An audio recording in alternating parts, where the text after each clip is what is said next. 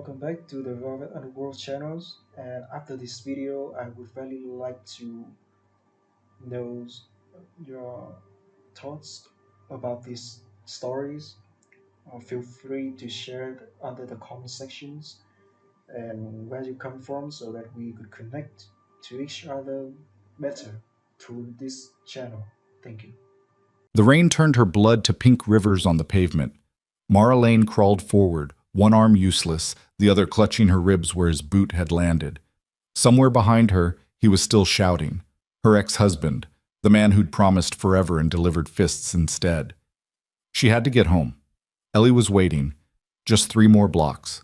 But her vision blurred, her knees buckled, and the city swallowed her whole. Then headlights cut through the storm, and a voice, calm, absolute, said the words that would change everything. You're safe now. If you want to see how Mara survives this brutal night and builds a new life from the ashes, stay until the end. Hit that like button and comment what city you're watching from. I want to see how far this story travels. Book. The rain came down like judgment, turning the Brooklyn streets into rivers of filth and forgotten things. Mara Lane stumbled through it all, one hand pressed against her side where the pain bloomed hot and sharp, the other reaching for anything that might hold her up. A lamppost, a mailbox, the brick wall of a shuttered bodega. Her vision swam. The world tilted sideways and she went with it, her shoulders slamming into wet concrete. She'd left her phone in the apartment. Stupid. But when Derek's fist had come flying at her face for the 3rd time that night, when he'd grabbed Ellie's stuffed rabbit and thrown it across the room just to watch their daughter cry, Mara had stopped thinking about phones or purses or anything except getting out. She'd shoved Ellie into the neighbor's apartment, Mrs. Chen, blessed Mrs. Chen who asked no questions, and locked her door the moment Mara pressed her baby into those wrinkled hands. And then she'd run. Derek had followed. The fight had spilled into the stairwell, then the lobby, then the street. He'd caught her half a block from the building, his fingers digging into her arm hard enough to bruise bone deep. The first slap had wrung her ears, the second had split her lip.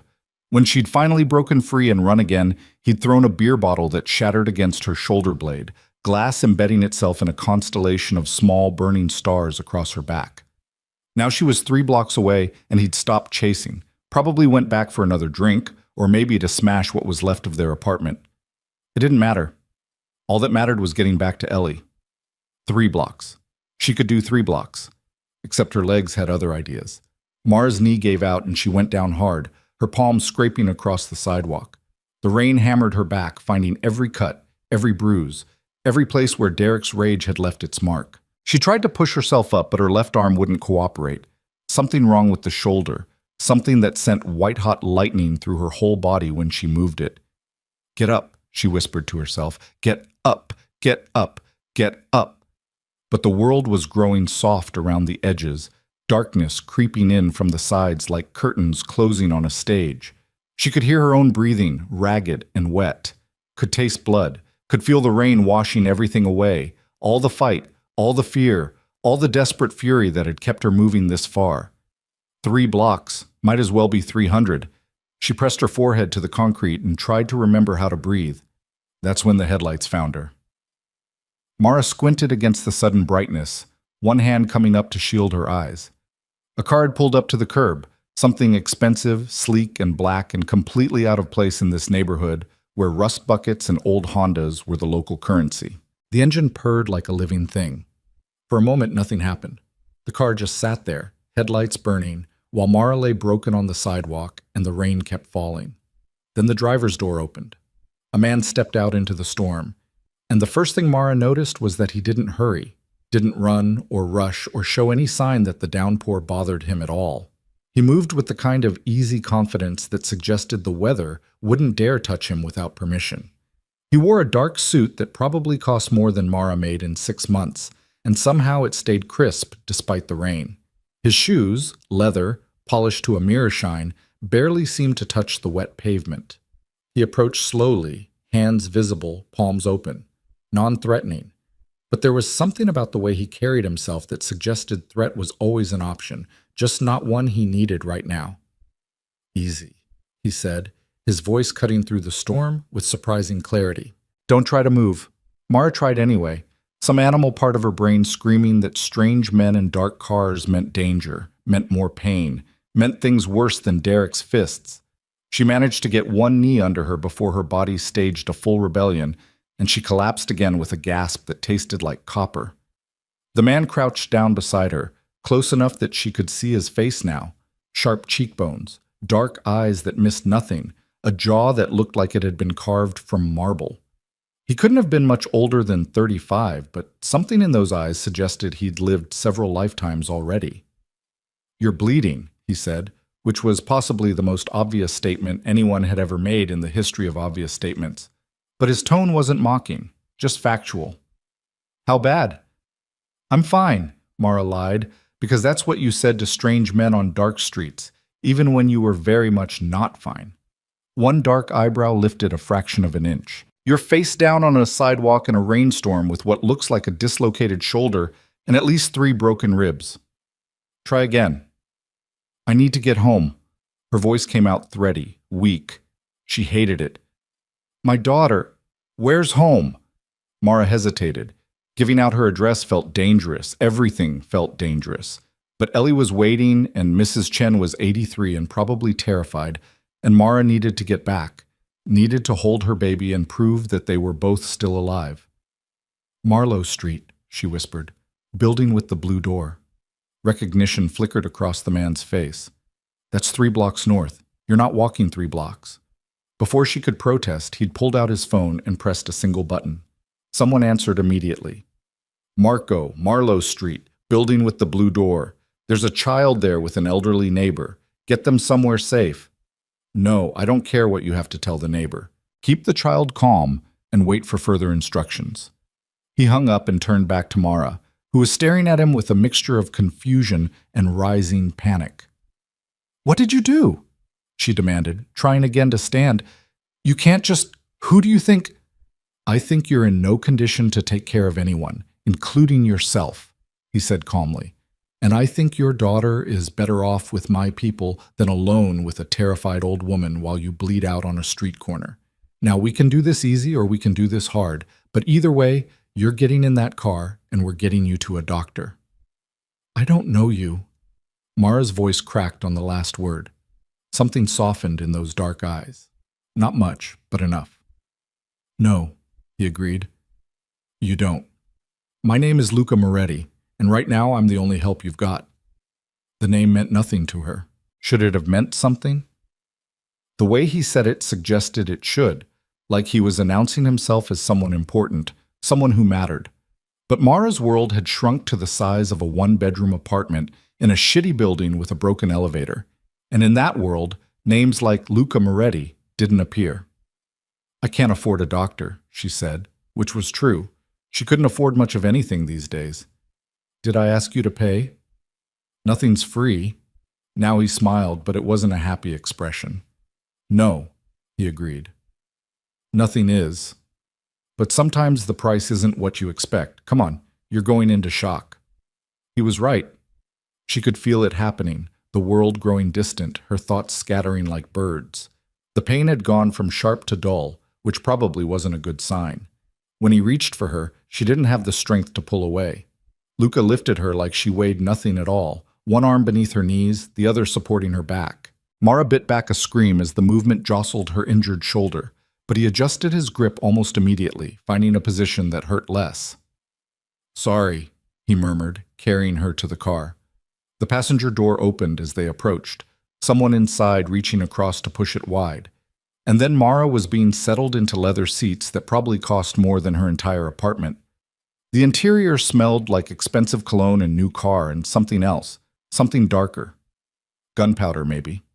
Or violence waiting to happen. Luca slid into the driver's seat and the car pulled away from the curb so smoothly it barely felt like movement at all. The storm continued its assault on the windows, but inside the car it was warm and dry and utterly surreal. "Where are you taking me?" Mara asked, fighting to keep her eyes open. "Friend of mine runs a private clinic. Discreet. They'll fix you up, no questions asked, no paperwork filed." "Why?" He glanced at her, those dark eyes unreadable. "Why what?" "Why are you helping me?" For a long moment he didn't answer. The car turned left, then right, navigating streets Mara didn't recognize. Finally, because you needed help. That usually enough? Not in my experience. Something that might have been approval flickered across his face. Smart. You're right to be suspicious. Most people who offer help want something in return. He paused. I'm not most people. Then what are you? Complicated, he said, and left it at that.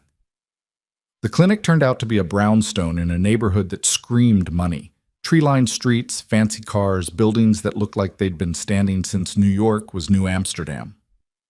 Luca parked in a private garage and came around to help Mara out of the car.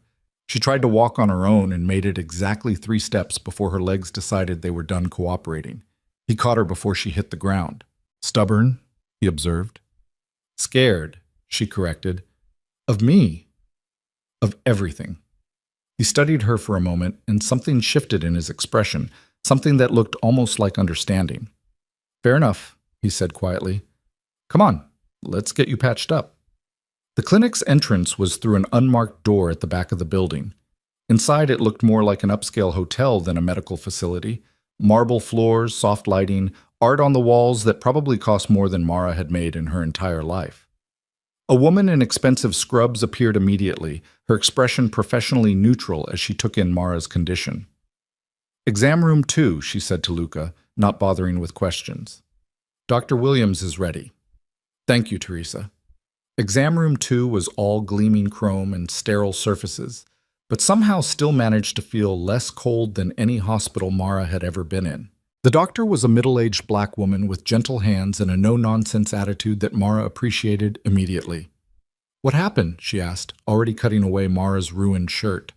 Mara's eyes went to Luca, who stood by the door with his arms crossed, watching. It's okay, he said. Dr. Williams is with me. Anything you say stays in this room. My ex-husband, Mara said finally, the words tasting like ash. He has a temper. Dr. Williams's jaw tightened fractionally, but her hands stayed steady. First time? No. Going to be the last? Mara thought about Ellie, about Mrs. Chen, about the way Derek's eyes had looked right before his fist came flying. Yes, she said, and meant it. Good. The doctor began her examination, professional and thorough. Mara tried not to flinch when she touched the worst of the bruises. Dislocated shoulder, 3 cracked ribs, multiple contusions, lacerations requiring stitches. You're lucky. Could have been worse. Doesn't feel lucky, Mara muttered. Lucky you're alive, the doctor clarified. Lucky someone found you. This shoulder needed to be reset immediately, or you'd be looking at surgery and months of physical therapy. She glanced at Luca. Out. I'll be right outside, he said to Mara, and left without argument. The door clicked shut, and Dr. Williams began the painful process of resetting Mara's shoulder. You know who that man is? She asked conversationally, like she wasn't currently causing Mara the worst pain of her life. Said his name was Luca Moretti, Mara gasped out between clenched teeth. That mean anything to you? Should it? The doctor paused, studying Mara's face. Maybe you're better off not knowing. Then again, maybe you deserve to know what kind of life you're stepping into. She resumed her work. Luca Moretti runs half of Brooklyn. The other half belongs to people who wish they were him. He's what you might call an alternative entrepreneur. Well, even through the pain, Mara understood. He's a criminal. He's complicated, Dr. Williams echoed Luca's earlier words. Known him 15 years. Seen him do terrible things. Also seen him do impossibly good things. The world isn't as simple as we'd like it to be. She stepped back. Shoulders done. Going to hurt like hell for a few weeks, but you'll heal. Now let's deal with these ribs. An hour later, Mara sat on the exam table wearing scrubs that Teresa had provided, her old clothes having been disposed of as unsalvageable.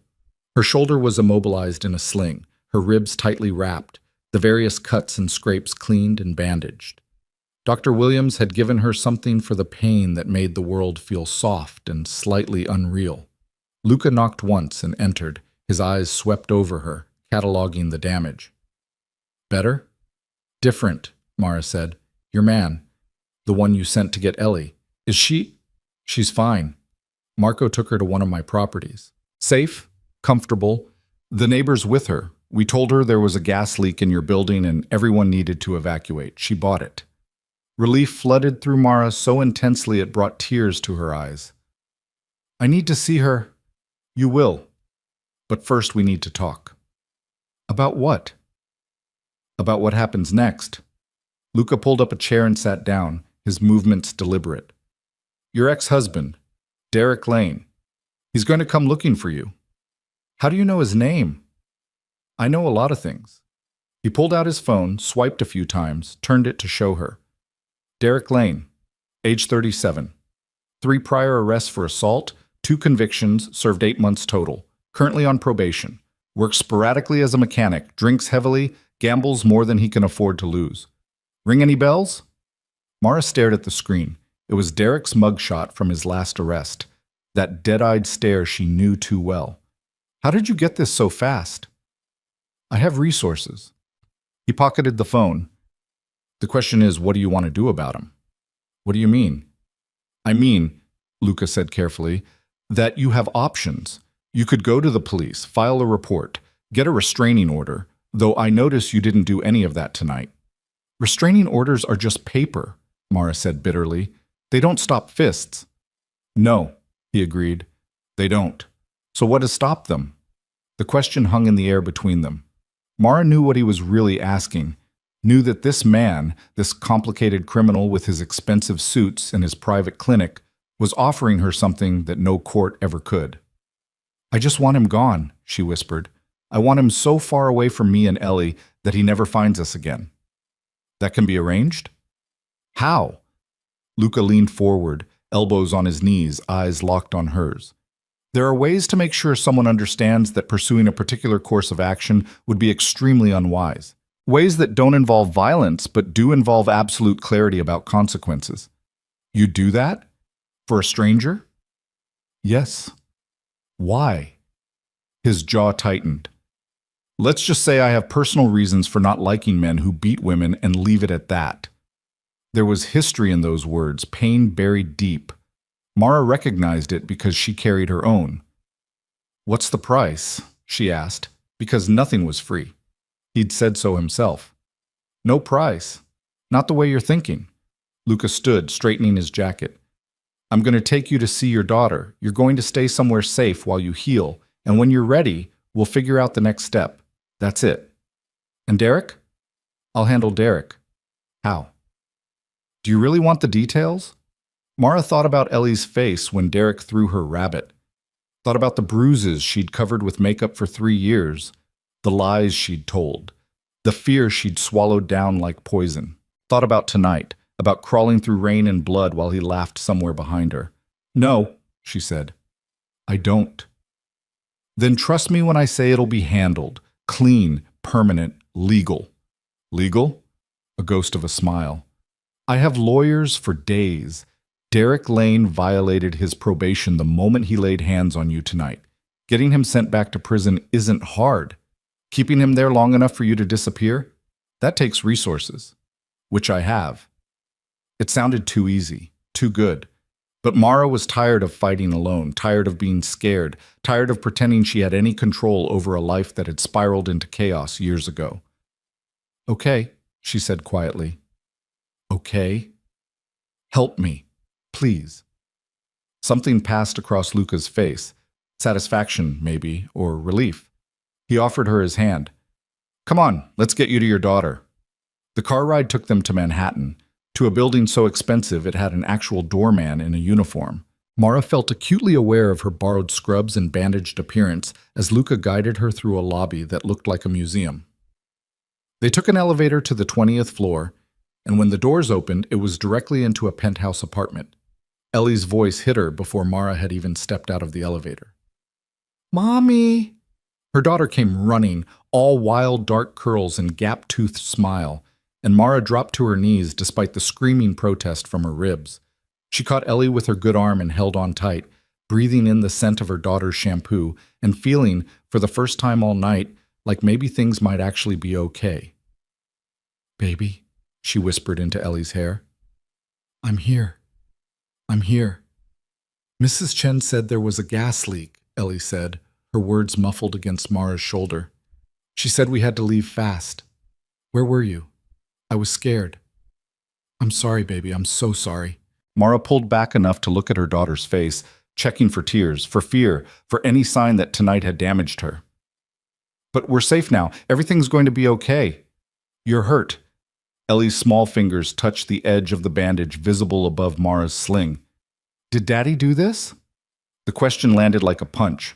Mara had tried so hard to shield Ellie from the worst of Derek's violence, but 5-year-olds weren't stupid. They saw things, understood more than adults wanted to believe. Yeah, Mara said, because she was done lying. He did. Is he coming here? No, baby, he's not. How do you know? Mara glanced up at Luca, who stood near the elevator with his hands in his pockets, watching the reunion with an unreadable expression. Because someone very strong is going to make sure of it. Ellie followed her mother's gaze and seemed to notice Luca for the first time. She studied him with the frank curiosity of childhood. Who are you? Luca, he said simply. Did you help my mom? I did. Thank you. Ellie's voice was solemn, adult serious in the way of children who'd grown up too fast. You're welcome. Mrs. Chen appeared from a doorway off the main room, her face creased with worry. Mara, merciful heavens, child, what happened to you? I'm okay, Mrs. Chen, just a little banged up. A little? The old woman's eyes swept over the sling, the bandages, the bruises already purpling on Mara's face. That man finally went too far, didn't he? Yes, Mara said quietly. But it's over now. Is it? Mrs. Chen looked at Luca with surprising shrewdness. And who are you, young man? Some kind of good Samaritan? Something like that, Luca replied.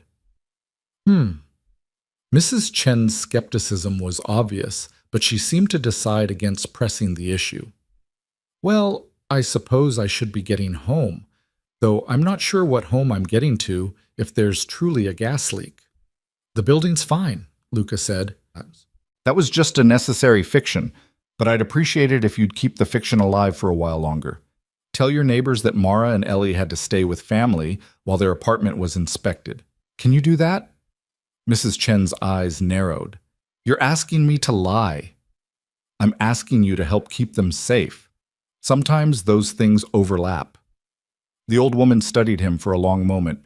Then she turned to Mara. Is this what you want? Mara looked at her daughter, who'd plastered herself to Mara's side and showed no signs of letting go. Looked at this penthouse with its floor-to-ceiling windows and its leather furniture and its promise of safety. Looked at Luca Moretti, this complicated criminal who'd pulled her off a street corner for reasons she still didn't fully understand. Yes, she said. It is. All right then. Mrs. Chen gathered her things, a worn purse, a cardigan, the book she'd apparently been reading to Ellie. You call me if you need anything, child? Anything at all. I don't care what time it is. I will. Thank you, Mrs. Chen, for everything. After the old woman left, Luca showed them through the apartment. 4 bedrooms, 3 bathrooms, a kitchen that looked like it belonged in a magazine. The master bedroom had been prepared for Mara. Fresh sheets, towels laid out, even pajamas in her size sitting folded on the bed. How did you know what size I wore? She asked. I'm good at estimating, Luca said. Ellie's room is next door. Marco brought some of her things from your apartment. Clothes, toys, whatever he thought she'd want. If anything's missing, let me know. Ellie had already disappeared into the second bedroom, and her squeal of delight suggested she'd found something exciting. Mara started to follow, but Luca caught her good arm gently. Get some rest, he said. You're safe here. I've got security on the building, cameras everywhere. Nobody gets up here without my knowing about it. When will you deal with Derek? Tomorrow. Maybe the day after. Depends on some logistics. And then? And then you and Ellie can decide what comes next. You want to go back to your old life? I'll make sure Derek stays out of it. You want to start fresh somewhere else? I can arrange that too. Or, he paused, or what? Or you stay here, for a while. Figure things out without having to look over your shoulder every 5 minutes. It was too much, too generous. Men like Luca Moretti didn't do this kind of thing without wanting something in return. Why? she asked again, because she still didn't understand.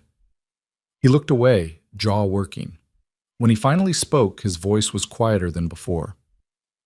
7 years ago, someone I cared about died because I wasn't paying attention, because I was too focused on business, on building an empire, on proving I was someone who mattered.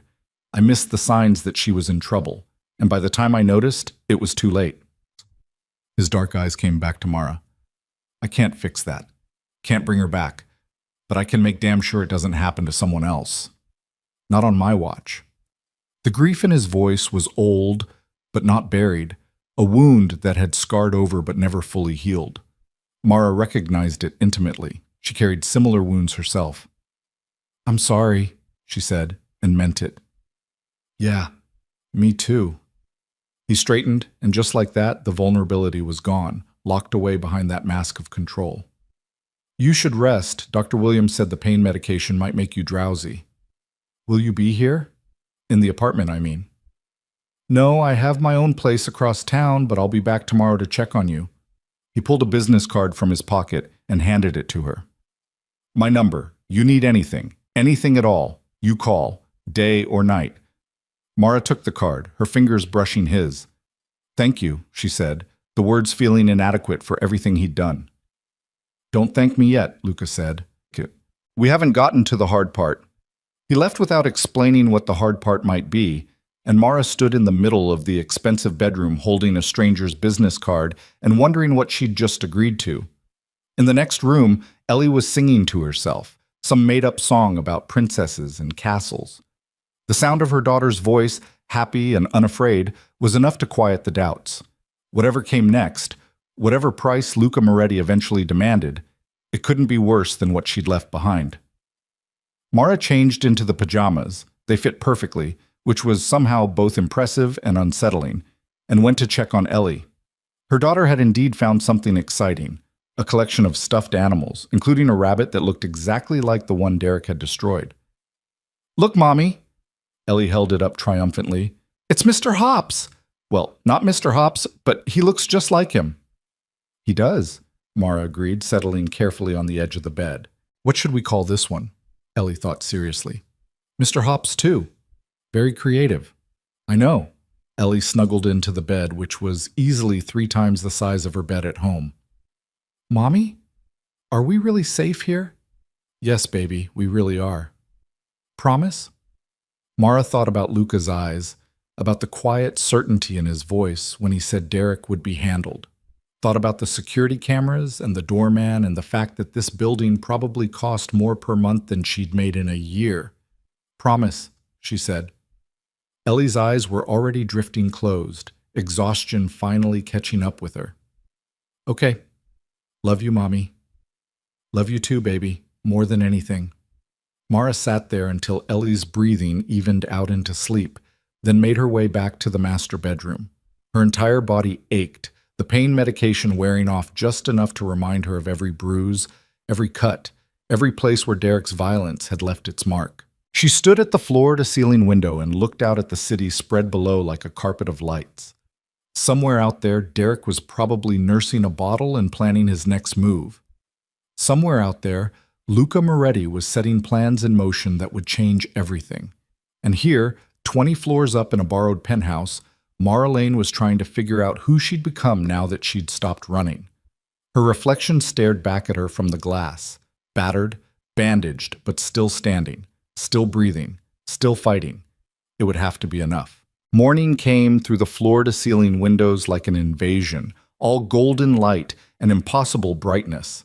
Mara woke to unfamiliar softness, Egyptian cotton sheets, a mattress that didn't have springs poking through, silence instead of the usual symphony of car horns and shouting neighbors. For 3 disoriented seconds, she didn't remember where she was. Then her shoulder screamed its reminder and everything came flooding back. Derek. The rain. Luca Moretti's dark eyes watching her like she was a puzzle he'd decided to solve. She sat up carefully, testing her body's limits. The ribs protested but didn't shriek. The shoulder throbbed dully beneath its sling. Someone had left water and pain medication on the nightstand. She didn't remember those being there last night, which meant someone had come in while she slept. The thought should have terrified her. Instead, she felt something closer to gratitude. The medication went down easy. The water tasted expensive somehow, filtered and perfect. Everything in this place was perfect, which made Mara feel like a stain on expensive fabric. She found Ellie already awake in the kitchen, sitting at the breakfast bar with a plate of pancakes shaped like Mickey Mouse. A woman Mara didn't recognize stood at the stove, mid-40s with kind eyes and efficient movements. "Good morning," the woman said, not missing a beat as she flipped another pancake. "I'm Rosa. Mr. Moretti asked me to make sure you and your daughter had everything you needed. There's coffee if you want it, or tea, or I can make you whatever sounds good." "Coffee's fine," Mara said carefully, still trying to process the fact that there was a stranger in the apartment making breakfast. "Thank you." "Mommy, look!" Ellie held up a forkful of pancake. "They're shaped like Mickey. Rosa says she can make any shape I want tomorrow. I'm thinking dinosaurs." "Dinosaurs sound good, baby." Mara accepted the mug of coffee Rosa handed her and tried not to wince at how perfectly it was made. Cream, no sugar, exactly the way she liked it. "How did you know?" Rosa smiled. "Mr. Moretti is thorough. He sent over your preferences yesterday." "He doesn't know my preferences. I only met him last night. He's very good at gathering information quickly." Rosa turned back to the stove, clearly considering the subject closed. Mara sipped her coffee and tried to shake the unsettled feeling creeping up her spine. Luca Moretti had known her clothing size, known how she took her coffee, known enough about her apartment to send someone to gather Ellie's favorite things. That level of detail didn't happen overnight, which meant he'd been digging into her life with the kind of thoroughness that should have been alarming. It was alarming. She just couldn't muster the energy to care when the result was her daughter eating Mickey Mouse pancakes in a safe apartment instead of cowering in a one-bedroom while Derek raged. Rosa left after breakfast, promising to return that evening to make dinner. The moment the door closed behind her, the silence felt crushing. Mara wasn't used to quiet. Their old apartment had been all noise, neighbors fighting, televisions blaring through thin walls, Derek's unpredictable storms of anger. This penthouse existed in some other realm where sound came muted and soft.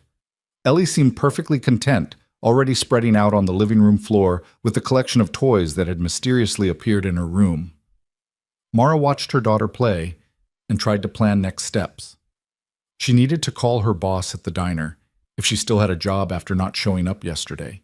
Needed to figure out what came after this, after Luca's generosity ran out and reality reasserted itself. Her phone was gone, left behind in the chaos of last night. The thought of being disconnected from the world should have bothered her more than it did. She was still trying to decide what to do when the elevator chimed and Luca stepped out, carrying a paper bag from a bakery that probably had a 6-month wait list. "Morning," he said, setting the bag on the kitchen counter. "Brought bagels. Rosa said you hadn't eaten much." "Rosa reports to you." "Everyone reports to me." He said it matter-of-factly, without arrogance. "How are you feeling?" "Like I got hit by a truck." "That's better than yesterday, then." "Yesterday you looked like the truck backed up and hit you again." He pulled out a bagel, already sliced and prepared exactly the way she would have done it herself. "Eat." Mara took it mostly because arguing seemed exhausting. The bagel was perfect. Of course it was perfect. Everything in Luca Moretti's orbit seemed to exist in a state of expensive perfection. "I need my phone," she said between bites. "And I need to call my work. Let them know I'm not coming in." "You don't work at the diner anymore." The bagel turned to ash in her mouth. "Excuse me?" "I had someone call yesterday. Told them you had a family emergency and wouldn't be returning. They sent your last paycheck and personal items." He gestured to a box sitting on the counter that Mara hadn't noticed. "Your phone wasn't in your apartment, but I got you a new one. Same number." He held out an iPhone that probably cost more than her rent. Mara stared at it like it might bite. "You can't just quit my job for me." "I can, and I did." No apology in his voice, just statement of fact. "That diner paid you $8 an hour plus tips that barely covered childcare. You were working yourself into an early grave for scraps. Those scraps fed my daughter. And now she's fed without you having to serve coffee to assholes who don't tip." He set the phone on the counter between them. "Take it. It's already set up. Your contacts, photos. Everything transferred over. Mara's hands clenched into fists. You had no right. Probably not, but I did it anyway. Why? The word came out sharp, all her confusion and fear and anger distilled into a single syllable. Why do you care what job I have or don't have? Why any of this? Luca leaned against the counter, arms crossed, studying her with those dark eyes that seemed to see straight through to bone. You want the truth? That'd be refreshing. The truth is, I don't know entirely. Something about finding you on that sidewalk. He stopped, jaw working. It reminded me of things I'd rather forget. And I have the resources to help, so I am. That's simple. Nothing's that simple. No, he agreed. It's not. But it's as simple as I can make it right now. He pushed off the counter. Derek's being picked up this afternoon. Parole violation. Assault charges. He'll be processed and held without bail. My lawyers are already working with the DA's office to make sure he stays locked up for a good long time. The relief was immediate and overwhelming. How long? 3 to 5 years minimum if everything goes according to plan. And it will. 3 to 5 years. Ellie would be 8 or 9 before Derek could even think about coming after them. Old enough to understand, maybe. Old enough to remember why they'd left. What happens after that? Mara asked. After he gets out? By then, you'll be long gone.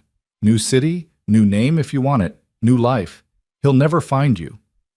It sounded like witness protection, like something from a movie.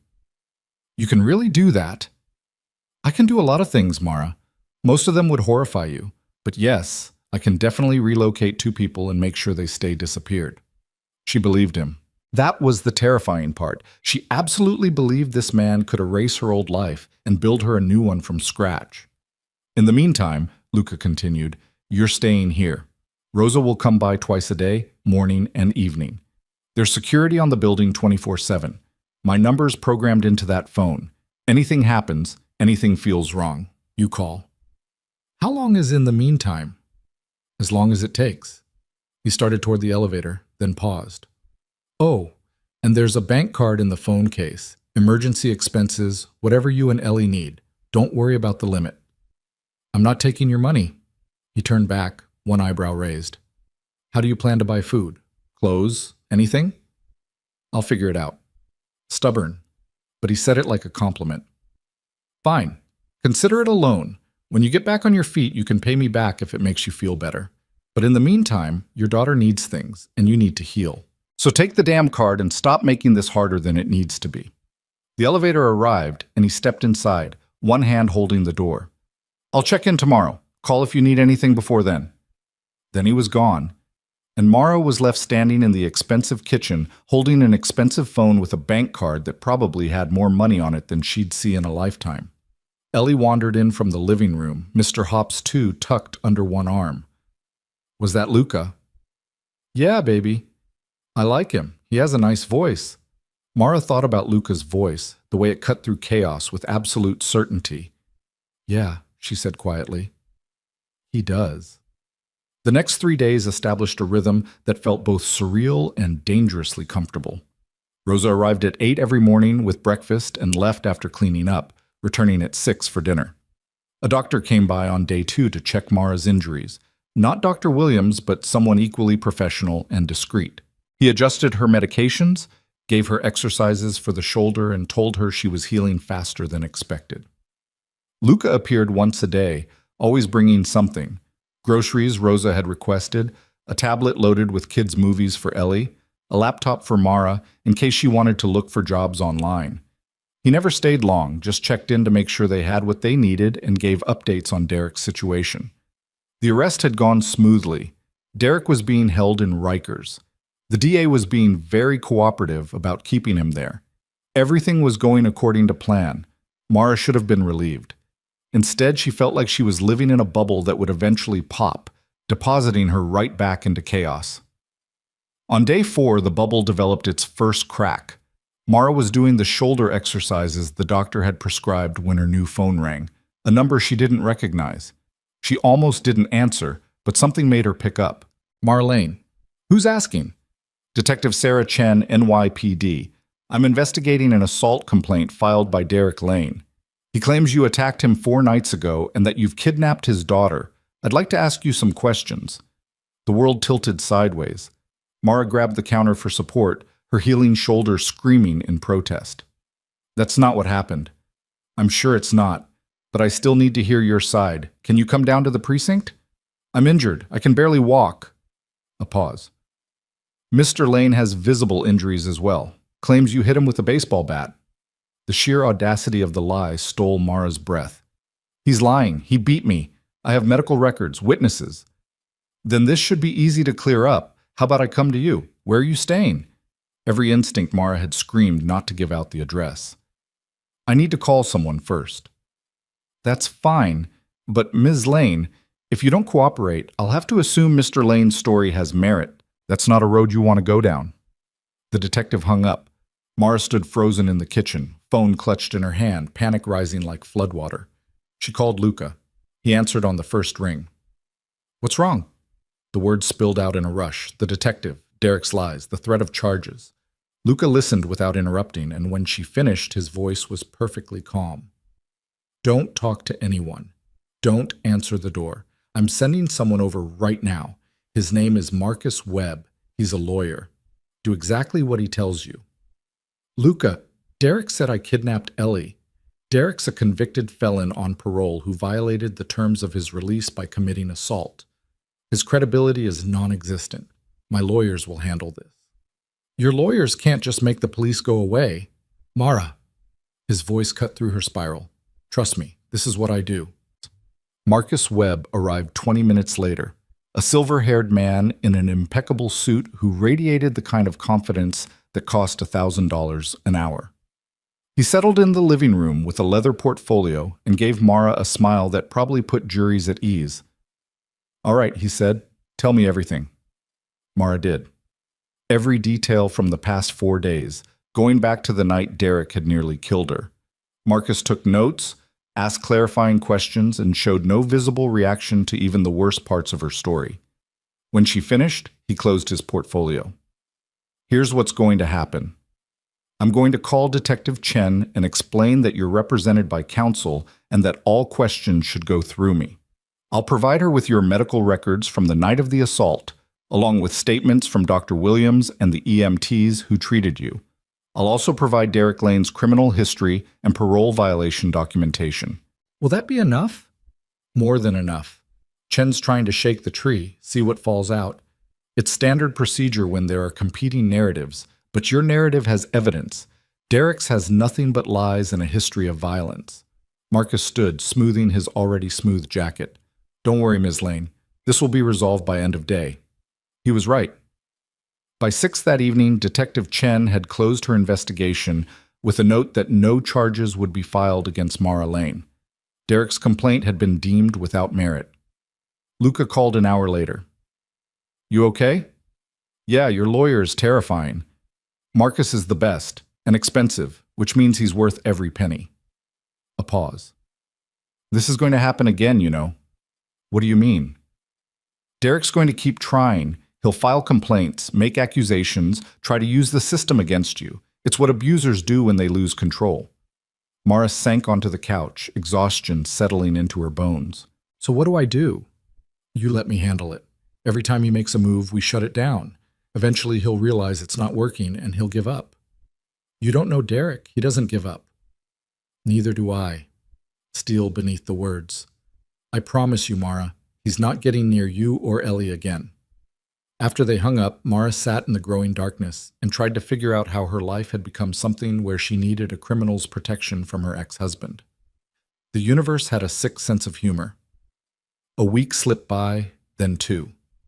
Derek tried twice more, once claiming Mara had stolen from him, once trying to file for emergency custody of Ellie.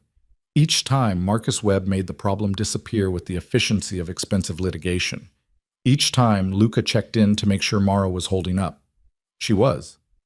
Mostly. The physical injuries healed faster than the mental ones. Her shoulder regained mobility. The bruises faded from purple to yellow to gone. The nightmares, though, those stuck around. She'd wake gasping in the dark, Derek's face looming over her, his fists coming down. And then she'd remember she was safe, 20 floors up, protected by cameras and doormen, and a man who made problems vanish with a phone call. It should have felt more secure than it did. Ellie adjusted with the resilience of childhood. She stopped asking when they were going home, started calling the penthouse our place, made friends with Rosa and charmed the doorman, and seemed to forget that 3 weeks ago her whole world had been falling apart. Mara envied her daughter's ability to move forward without looking back. On day 17, Luca arrived with groceries and found Mara pacing the living room like a caged animal. "What's wrong?" he asked, setting the bags on the counter. "Nothing. Everything. I don't know." She ran her good hand through her hair, frustrated. "I can't stay here forever." "Nobody said forever." "Then when? When does this end?" He studied her for a long moment. "When you're ready for it to end. When you've figured out what comes next." "What if I don't know what comes next?" "Then you take time to figure it out." He started unpacking groceries, his movements efficient. "There's no clock on this, Mara. No deadline." "There's always a deadline. This is your apartment, your money, your protection. Eventually you're going to want something in return." His hand stilled. "What do you think I want?" The question hung between them, loaded with implications Mara didn't want to examine. "I don't know. That's what scares me." Luca turned to face her fully, leaning against the counter. "You want to know what I want? Honestly? Please. I want to know that when I drive past that sidewalk where I found you, I don't have to wonder if you're okay. I want to know that your daughter gets to grow up without fear. I want to look in the mirror and not see the man who was too busy building an empire to notice someone he cared about was dying." His voice roughened. "I want to do one good thing that doesn't come with blood on it. That's what I want." The raw honesty in his words hit harder than any lie could have. Mara felt something shift in her chest, some wall she'd built crumbling just a little. "I'm not her," she said quietly. "The woman you lost. I can't fix whatever happened there." "I know. I'm not asking you to." He straightened. "Look, I get that this whole situation is weird. You're living in my apartment, eating food I pay for, protected by people on my payroll. It's not normal. But normal wasn't working for you, was it?" "No," she admitted. "It wasn't. So let me offer you something different. Stay here while you heal. And I don't just mean physically. Take time to figure out who you are when you're not just surviving. And when you're ready, we'll talk about what comes next. Your choice, your terms. But no pressure, no demands, no price, except that you give yourself permission to breathe for 5 minutes." Mara wanted to argue, to insist she couldn't accept that kind of generosity. But the truth was, she was tired. Tired of fighting, tired of being afraid, tired of making every decision from a place of desperation. "Okay," she said softly. "Okay? I'll stay. For now. While I figure things out." Something like relief crossed his face. "Good. That's good." They finished unpacking groceries in companionable silence, and for the first time since Derek's fist had connected with her face, Mara felt something that might have been peace. It lasted exactly 3 days. On day 20, Mara's new phone rang with another unfamiliar number. This time when she answered, the voice on the other end was male, rough, and unfamiliar. "Mara Lane? Who's this?" "Someone who knows where you're hiding. Nice building. Expensive neighborhood. Way above your pay grade." Ice flooded her veins. "How did you get this number?" "I get lots of numbers, addresses too. Want me to tell you what your daughter was wearing when she played in the courtyard this morning? Pink dress with flowers. Very cute." Mara's hand tightened on the phone. "If you touch her, relax. I'm not interested in the kid. I'm interested in having a conversation with Luca Moretti, and you're going to set it up." "I don't know what you're talking about." "Sure you don't. Look, we can do this easy, or we can do this hard. Easy is you tell Moretti that Vincent Calabrese wants to meet. Hard is I keep calling, keep watching, keep making you nervous until you crack. What's it going to be?" Mara's mind raced. "I'll give him the message." "Smart girl. Tell him I'll be in touch about when and where. And Mara, don't try to run. We're everywhere." The line went dead. Mara's hands shook as she called Luca. This time he didn't answer immediately. It went to voicemail. She left a message, trying to keep her voice steady, and then called again and again. On the fourth try, he picked up. Mara, I'm in a meeting. Someone knows where we are. He threatened Ellie, said his name was Vincent Calabrese, and he wants to meet with you. Silence. Then, where are you right now? The apartment. Lock all the doors. Don't open them for anyone except me. I'll be there in 10 minutes. He made it in 8. The elevator doors opened and Luca strode out with 2 men Mara had never seen before. One built like a tank, the other lean and watchful. Both had that same controlled violence simmering beneath professional exteriors. Tell me exactly what he said, Luca demanded. Mara repeated the conversation word for word, watching his expression darken with each detail. He mentioned the courtyard? He described what Ellie was wearing this morning. Luca turned to the tank. Marco, sweep the building, every entrance, every camera. Find out how they're getting eyes on us. To the lean one, Tony, check for bugs. Phones, computers, everything. Both men moved immediately, no questions asked. Luca turned back to Mara, and for the first time since she'd met him, she saw something that might have been worry. Vincent Calabrese runs the East Side territories. He's been pushing into my areas for months, trying to start a war. His jaw worked. He found out about you, about Ellie, and now he's using you as leverage. The words landed like blows. This is my fault. If I hadn't... Don't. Sharp. Absolute. This is Vincent being Vincent. He'd have found some angle eventually. You just happened to be convenient. Convenient, Mara repeated bitterly. That's one way to put it. I'm going to fix this. How? By giving Vincent what he wants, a meeting, and then making it very clear that you and Ellie are off limits. And if he doesn't care about your limits?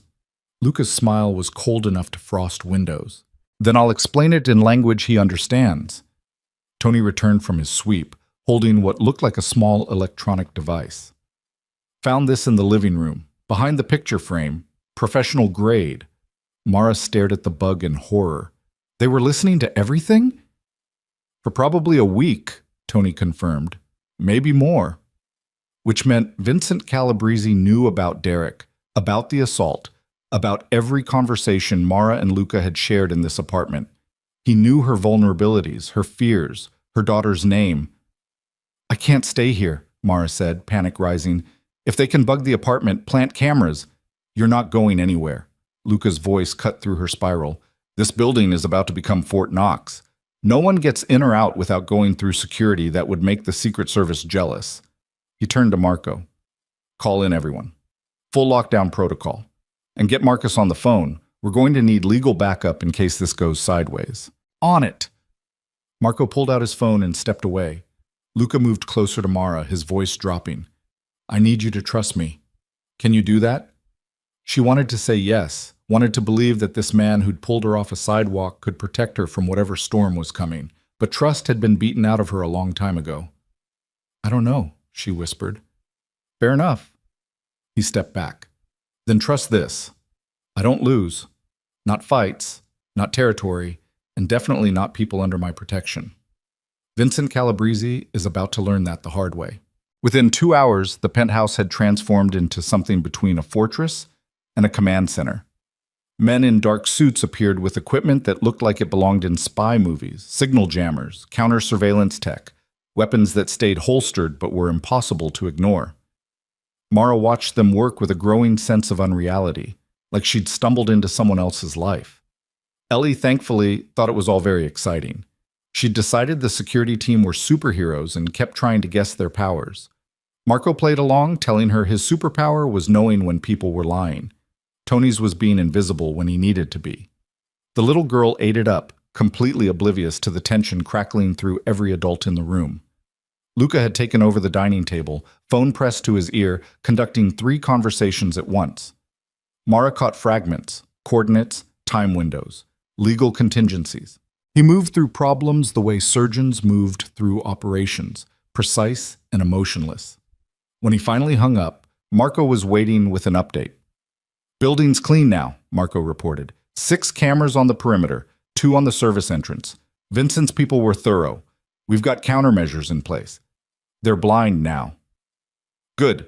Luca's eyes found Mara across the room. Can you take Ellie into her bedroom? We need to talk. The careful neutrality in his voice sent warning bells through her system. Mara nodded and collected her daughter, who protested leaving the superheroes but went willingly when promised extra bedtime stories. When she returned, Luca was alone.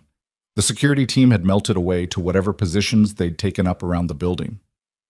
Sit, he said, gesturing to the couch. Mara sat.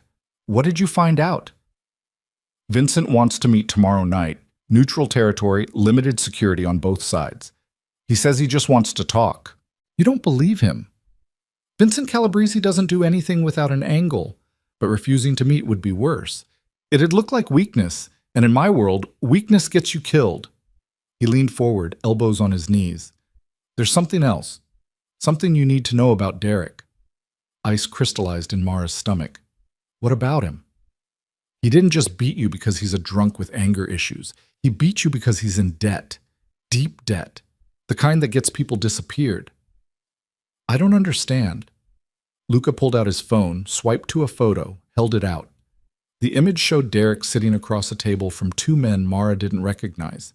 The photo was grainy, obviously taken from a distance, but Derek's face was clear enough. These are Vincent's people, Luca said quietly. This photo was taken 3 weeks before I found you. Your ex-husband owes Vincent Calabrese $47,000 from a poker game that went very badly. The number hit like a physical blow. 47,000.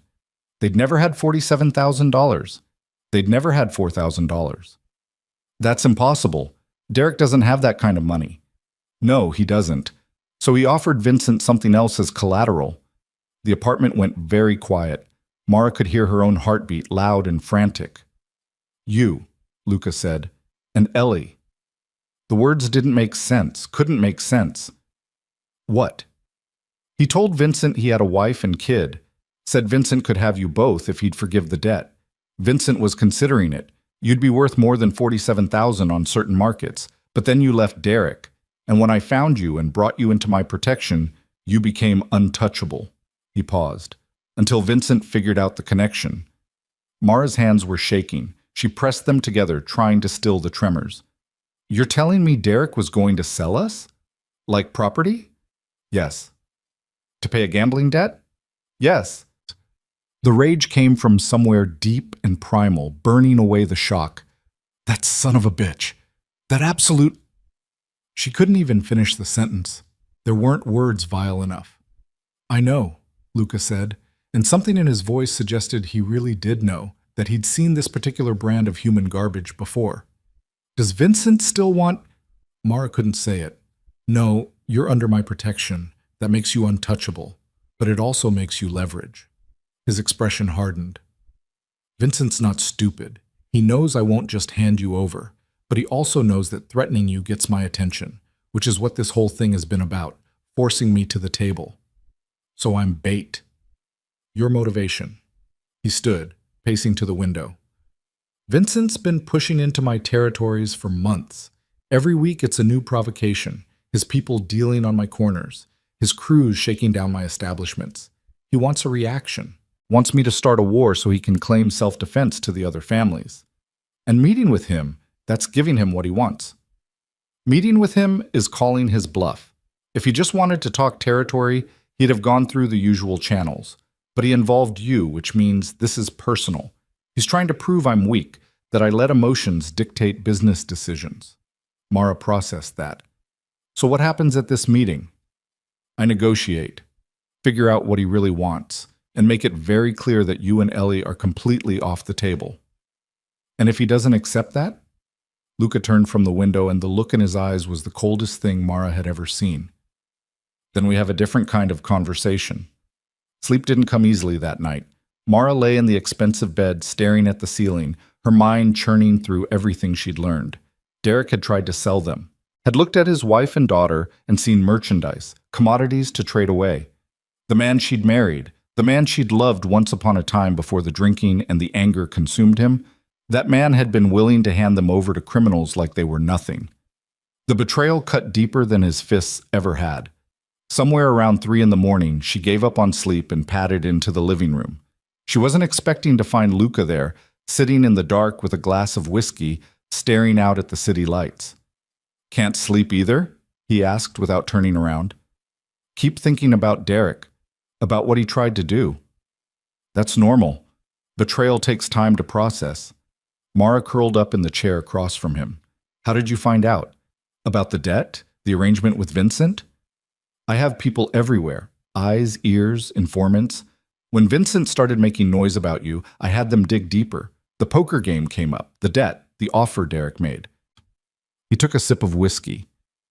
"I've been in this business 20 years. You'd think nothing would surprise me anymore. But the casual way some people discard the people who trust them, that still gets me."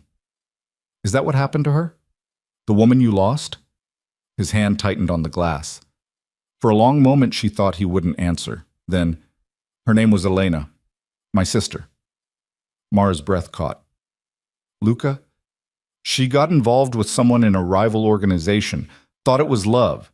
Turned out he was using her to get information about my operations. When I found out, I told her to end it. She said I was being paranoid." His voice went flat, emotionless. 3 weeks later, her body turned up in the East River. He'd gotten what he needed and disposed of the evidence. "I'm so sorry. I was building this empire, making myself untouchable, accumulating power and money and respect. And I missed the fact that my own sister was being played by a man who saw her as nothing but a tool. By the time I paid attention, it was too late." He drained the whiskey. "So when I found you bleeding on that sidewalk, when I saw what Derek had done, I saw another chance. A chance to not be too late." The pieces clicked into place. "That's why you've done all this. Not charity, penance." "Maybe. Or maybe I just got tired of watching people get destroyed by the men who are supposed to protect them." He set down the glass. "Does it matter why?" "I don't know. Probably not." They sat in the darkness for a while, two people carrying different griefs in the same direction. "This meeting tomorrow," Mara said finally. "You're walking into danger because of me." "I'm walking into a negotiation because Vincent forced my hand. You're just the excuse he used." "Still feels like my fault." "It's not. But I understand why it feels that way." He stood. "You should try to get some sleep. Tomorrow's going to be complicated." Mara watched him head toward the elevator, then called out, "Luca?" He paused, hand on the button. "Thank you for telling me about Elena. She would have liked you," he said quietly. "You've got the same fire she did, the same refusal to stay down." The elevator opened. "Get some rest, Mara." After he left, Mara returned to bed, and this time sleep came. But her dreams were full of dark water and men's faces and Ellie's voice calling for her from somewhere she couldn't reach. The next day crawled by with excruciating slowness. Rosa arrived with breakfast but seemed subdued, the usual chatter replaced by tense efficiency. The security team stayed visible, a constant reminder that normalcy was suspended until further notice. Ellie sensed something was wrong and grew clingy, following Mara from room to room like a shadow. Luca appeared around noon, dressed in a suit that probably cost more than a used car. He looked every inch the powerful man he was. Dangerous, controlled, absolutely confident. But Mara had seen him in the small hours, vulnerable and grieving, and she couldn't unsee it now. "Marco's going to stay here with you tonight," he said, checking his watch. "The meeting's at 9. I should be back by 11, midnight at the latest. And if you're not, then Marcus Webb will contact you with instructions, but it won't come to that." "You sound very sure." "I'm very good at what I do." He started to leave, then turned back.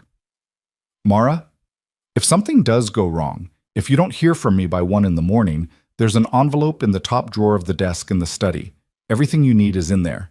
Identification, bank accounts, instructions for disappearing. Take Ellie and go. Don't wait. Don't look back." Fear wrapped cold fingers around her heart. "Luca, it's just insurance. Probably won't need it. But better to have the plan than not." "I don't want your contingency plans. I want you to come back." Something shifted in his expression. Surprise, maybe, or something warmer. "I will," he said. "Promise." Then he was gone, and Mara was left with Marco and her daughter and a clock that seemed determined to move as slowly as possible. 9 o'clock came and went. So did 10. Mara tried to focus on a book but couldn't track the words. Tried to watch television, but everything felt frivolous. Marco sat near the elevator, face impassive, phone in hand, waiting. At 10:45, his phone buzzed. He read the message, his expression unchanging. They're wrapping up. Boss says he'll be here within the hour. Relief flooded through her. It went well? Message doesn't say, just that it's ending. The hour that followed felt longer than the previous 5 combined. Mara paced, sat, stood, paced again. Marco watched her with the patience of someone who'd done this many times before. At 11:37, the elevator chimed. Luca stepped out, and Mara's relief lasted exactly as long as it took to see his face. He was furious, the kind of cold, controlled fury that was more frightening than shouting. Blood stained his knuckles, his jacket was missing. And behind him came Tony, supporting a man Mara had never seen before, someone who was conscious but barely, his face a mess of bruises and blood. "Get Ellie in her room," Luca said. "Now!" Mara didn't argue. She scooped up her daughter, who'd fallen asleep on the couch, and carried her to the bedroom. When she returned, the injured man was sitting at the dining table while Tony worked on his face with a first aid kit. Luca stood at the window, still radiating that terrible anger. "What happened?" Mara asked. "Vincent happened." Luca's voice was ice. "The meeting was a setup. He never intended to negotiate. He wanted me vulnerable, away from my territory with minimal security. And he brought Derek." The name hit like a slap. "What?" "Derek was there. Vincent had him brought from Rikers. Don't ask me how. He's got people everywhere, including the correctional system." Luca turned, and his eyes were black with rage. Vincent's offer was simple. He'd forgive Derek's debt if Derek could identify something valuable about you, something Vincent could use. Mara's blood turned to ice. "What did Derek tell him?" "Nothing useful, as it turns out. Derek doesn't know anything about you except that you're stubborn and hard to break. But he tried, sat there and tried to sell you out a second time." His hands clenched. "So I made sure he understood that was a mistake." "The blood on your knuckles is Derek's, yes, and it'll be the last time he makes the mistake of speaking your name in my presence." The injured man at the table coughed, drawing attention. Luca crossed to him in 3 strides. "This is Anthony Russo," Luca said, "one of Vincent's lieutenants. He's going to tell us everything about Vincent's operation. Aren't you, Anthony?"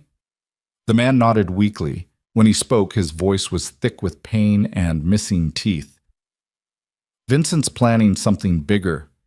The thing with Derek, with your girl, that was just the opening move.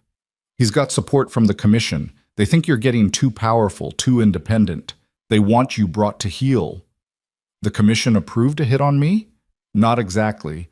They approved Vincent taking action to stabilize his territory.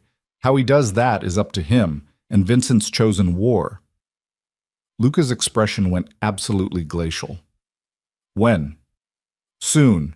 Days, maybe a week. He's gathering allies, calling in favors, planning to hit all your operations at once, overwhelm your defenses." "How many soldiers?" 150, maybe 200. The number hung in the air like a death sentence. Mara didn't know much about organized crime, but even she understood that 200 attackers was an army. "What does he want?" Luca asked. "Territory? Money? Or does he just want me dead?" "All of it. Your territory, your operations, your life. He wants to absorb everything you've built and present it to the commission as proof he's the future." Anthony coughed again, blood speckling his lips. "I'm telling you this because Vincent killed my brother last week. Blamed it on your people to justify escalation. My brother wasn't even involved in the life. He was a teacher, for Christ's sake. But Vincent needed a martyr, so he made one." The raw grief in the man's voice was familiar. Mara had heard that same note in Luca's voice when he talked about Elena. "Where's Derek now?" Mara asked, surprised by how steady her voice sounded. Luca glanced at her. "Back at Rikers. I made some calls. He won't be getting any more special field trips. And his stay just got extended. Turns out there was evidence of him attempting to bribe a corrections officer. He's looking at another 5 years minimum. You framed him." "I ensured justice was served. There's a difference." He turned back to Anthony. "You're going to tell me everything, every safe house, every weapons cache, every route Vincent's people use, And then you're going to disappear somewhere. Vincent will never find you. I'm a dead man either way. Maybe, but helping me gives you a chance. Staying loyal to Vincent guarantees you end up in the river. Luca's voice softened fractionally. I can protect you, Anthony, but only if you give me everything. The man nodded. Okay. Okay. I'll tell you everything. For the next 2 hours, Mara listened as Anthony Russo systematically dismantled Vincent Calabrese's operation from the inside. Locations, names, schedules, weak points, it poured out in a torrent of information that Marco recorded on his phone. Luca asked precise questions that suggested he already knew half of what Anthony was revealing and was simply confirming details. When it was finally done, Tony helped Anthony to a back bedroom. Luca, Marco, and Mara were left in the living room surrounded by the wreckage of the evening. So what now? Mara asked. Now I go to war. Luca's voice was matter-of-fact. Vincent wants to absorb my operation. I'm going to dismantle his first, hit his income streams, turn his allies, make it clear to the commission that backing him was a catastrophic miscalculation. That sounds dangerous. It is. Which is why you and Ellie are leaving the city. What? No, I'm not running. This isn't running. It's being smart. Vincent knows where you are, knows you matter to me. That makes you a target. I can't protect you and fight a war at the same time. So you're just shipping us off somewhere? I'm ensuring you survive what's coming. He pulled out his phone, pulled up a photo. There's a house upstate, 3 hours from the city, middle of nowhere, completely off the grid. You'll have security, everything you need. You stay there until this is finished. Mara stared at the photo. A beautiful craftsman-style house surrounded by trees, isolated and peaceful. It looked like something from a magazine. It looked like a cage. How long? She asked. However long it takes. That's not an answer. It's the only answer I have. He met her eyes.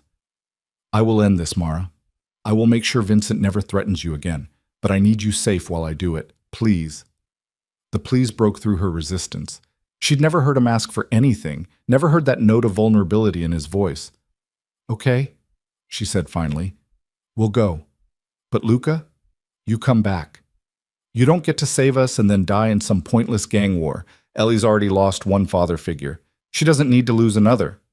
I'm not her father. No. But you're the first man who's ever protected her instead of hurting her. That matters. You matter. The words surprised her even as she said them, but they were true. Somewhere in the chaos of the past 3 weeks, Luca Moretti had become important. So you come back. He was quiet for a long moment. Then, I'll come back. They left before dawn. Mara and Ellie bundled into an SUV with tinted windows while the city still slept. Marco drove, with Tony in the passenger seat. 2 more cars followed, security that Luca wasn't taking chances with. Ellie thought it was an adventure. Mara knew better. The house was exactly as beautiful as the photo suggested, all warm wood and big windows and space to breathe. The security was invisible but present. Cameras, motion sensors, armed men who kept their distance but were always there. It was a gilded cage, comfortable and safe, and utterly isolating. The first 3 days were the hardest. No news from the city, no word from Luca. Just Marco's assurances that everything was proceeding according to plan, and Mara's growing certainty that something had gone terribly wrong.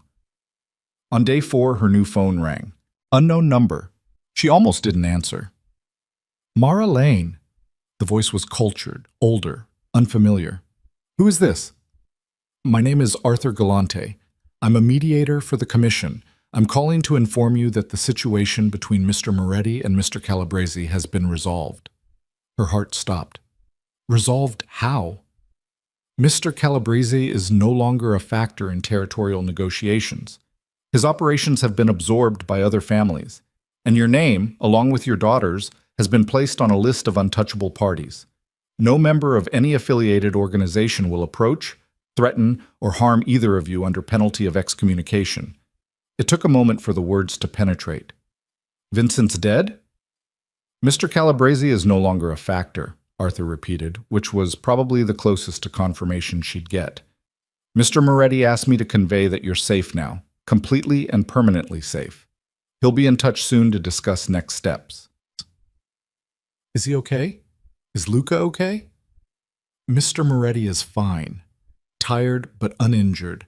He's currently engaged in transition meetings but should be free within the day. A pause. He also asked me to tell you that he keeps his promises. The call ended. Mara stood in the beautiful house holding her expensive phone and let herself breathe for what felt like the first time in days. Luca had done it, had somehow dismantled Vincent's operation, survived whatever violence had been necessary, and ensured that she and Ellie would never be targets again. He'd kept his promise. That evening, Marco confirmed the news. Vincent Calabresi's body had been found in his office, apparent suicide. His lieutenants had scattered or been absorbed by other families. The threat was over. "When can we go back to the city?" Mara asked. "Whenever you want, but the boss suggested you might want to stay here a few more days. Let the dust settle completely." "I want to see him. I want to make sure he's really okay." Marco smiled, the first genuine smile she'd seen from him. "He said you'd say that. He's coming here tomorrow morning. Wanted to tell you himself that it's over." Mara woke before sunrise, unable to sleep through the anticipation. She'd spent half the night rehearsing what she'd say to Luca. Thank you seemed inadequate, and anything more felt too revealing of feelings she wasn't ready to examine. In the end, she decided to let the moment dictate the words. Ellie was still asleep, sprawled across her bed in the guest room with Mr. Hops. Two clutched tight. Mara watched her daughter breathe, steady and peaceful, and felt something loosen in her chest. For the first time in 5 years, Ellie was truly safe. Not temporarily protected, not hiding, not one bad day away from disaster. Safe. The word felt foreign and precious. She made coffee in the enormous kitchen, watching dawn break over the trees through windows that stretched from floor to ceiling. The house was beautiful in the morning light, all warm wood and soft colors, the kind of place she'd never imagined living. Marco appeared right at 7, looking more rested than he had in days. "Boss called," he said, accepting the coffee she offered. "He'll be here by 9, bringing breakfast." "Of course he is." Mara couldn't help smiling. Luca Moretti, crime lord and protector, who expressed care through expensive meals and elaborate gestures because direct emotion seemed to make him uncomfortable. He also said to tell you that he wants to have a serious conversation. About what comes next. The smile faded. "Did he say what kind of conversation?" "No, but he sounded different, lighter, maybe, like something heavy had been lifted." Marco studied her over his coffee cup. "For what it's worth, I've worked for Luca Moretti for 8 years. I've seen him handle wars, betrayals, impossible situations. Never seen him care about someone the way he cares about you and your daughter. He barely knows us. Doesn't seem to matter. You got under his skin somehow. Made him remember there's more to life than territory and power." Marco set down his cup. "Just thought you should know that before you two talk." He left her alone with that observation and a growing sense of uncertainty about what the day would bring. Luca arrived at exactly 9 o'clock, emerging from a black SUV with bakery bags and the kind of exhaustion that came from too many days running on adrenaline. He looked thinner than she remembered, shadows under his eyes. But when he saw her standing on the porch, his face transformed into something almost like relief. "You're really okay," she said, meeting him halfway across the driveway. "I'm really okay." He set down the bags, and before either of them could think better of it, she was hugging him, carefully, mindful of her still healing shoulder, but firmly enough to confirm he was solid and real and alive. Luca went very still for a heartbeat, then his arms came around her gentle and sure. "I promised I'd come back," he murmured into her hair. "I know, but promises and reality don't always match up." "They do when I make them." They stood there for a moment longer than strictly necessary, and when they finally pulled apart, something had shifted between them. Some wall had come down, leaving honest concern and genuine connection in its place. Inside, they spread breakfast across the dining table, pastries from that bakery with the 6-month wait list, fresh fruit, expensive coffee. Ellie appeared like a small tornado, delighted to see Luca and completely uninterested in the undercurrents of adult emotion. "Did you fight the bad guys?" she asked around a mouthful of croissant. "I did," Luca confirmed. "Did you win?" "Yes." "Good." Ellie nodded with the serious satisfaction of a child whose world made sense again. Can we stay in this house? I like the big windows. Luca's eyes found Mara's. That depends on your mom. We need to talk about what happens now. After breakfast, Marco took Ellie outside to explore the property, leaving Mara and Luca alone at the table. He poured more coffee for both of them, his movements careful and deliberate, like he was buying time to find the right words. Vincent's dead, he said finally, along with most of his inner circle. The ones who survived are either in custody or have left the state entirely. His organization is gone. Arthur Galante called. He said I was on some kind of protected list now. The Untouchable Registry. It's a commission guarantee that no affiliated organization will harm you. Breaking it means excommunication, which in our world is essentially a death sentence. He met her eyes. You're safe, Mara. Completely, permanently safe. Vincent can't hurt you. Derek can't hurt you. No one can. The words should have brought relief. Instead, they brought questions. What did it cost you, getting me on that list? Does it matter? Yes. He was quiet for a moment, fingers drumming against his coffee cup.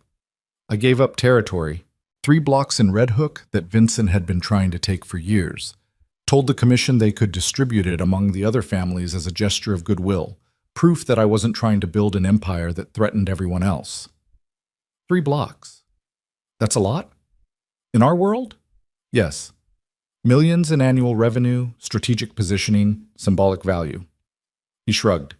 But it's just territory. You're a person. Easy choice. Mara processed that. He'd sacrificed significant power and money to ensure her safety, not as a loan or a favor to be repaid, but as a choice freely made. Thank you, she said quietly. That's not adequate, but thank you. You don't need to thank me. Yes, I do. You've given me my life back, given Ellie a future without fear. That deserves acknowledgement. What it deserves is honesty. Luca set down his cup and leaned forward, all pretense of casual conversation abandoned. I need to tell you something, and I need you to really hear it. Can you do that? Wariness crept through her. Okay. When I found you on that sidewalk, I told myself it was about Elena. About not being too late this time. About redemption or penance or whatever story let me sleep at night. And maybe that was true at first.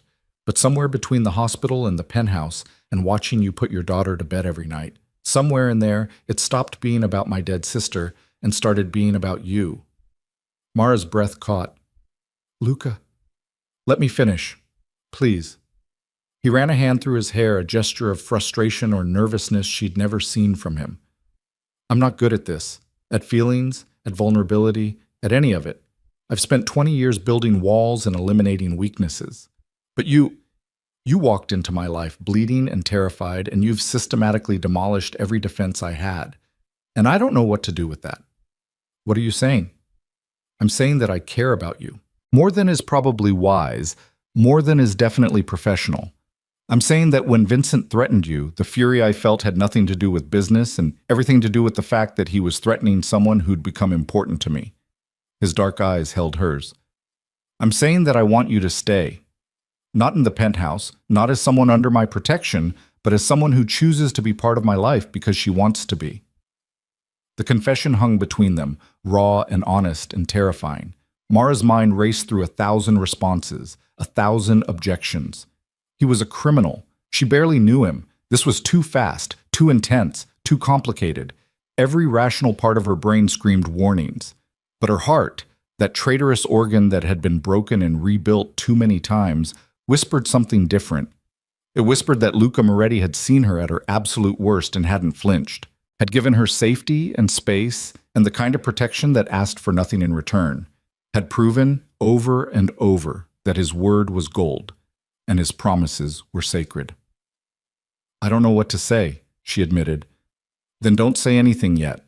Just listen. He stood, pacing to the windows that overlooked the forest. I'm not asking you to decide today. I'm not asking you to decide this week, but I'm asking you to consider a future where you're not alone, where someone has your back, always, where Ellie grows up knowing what it looks like when someone keeps their promises. What would that future look like?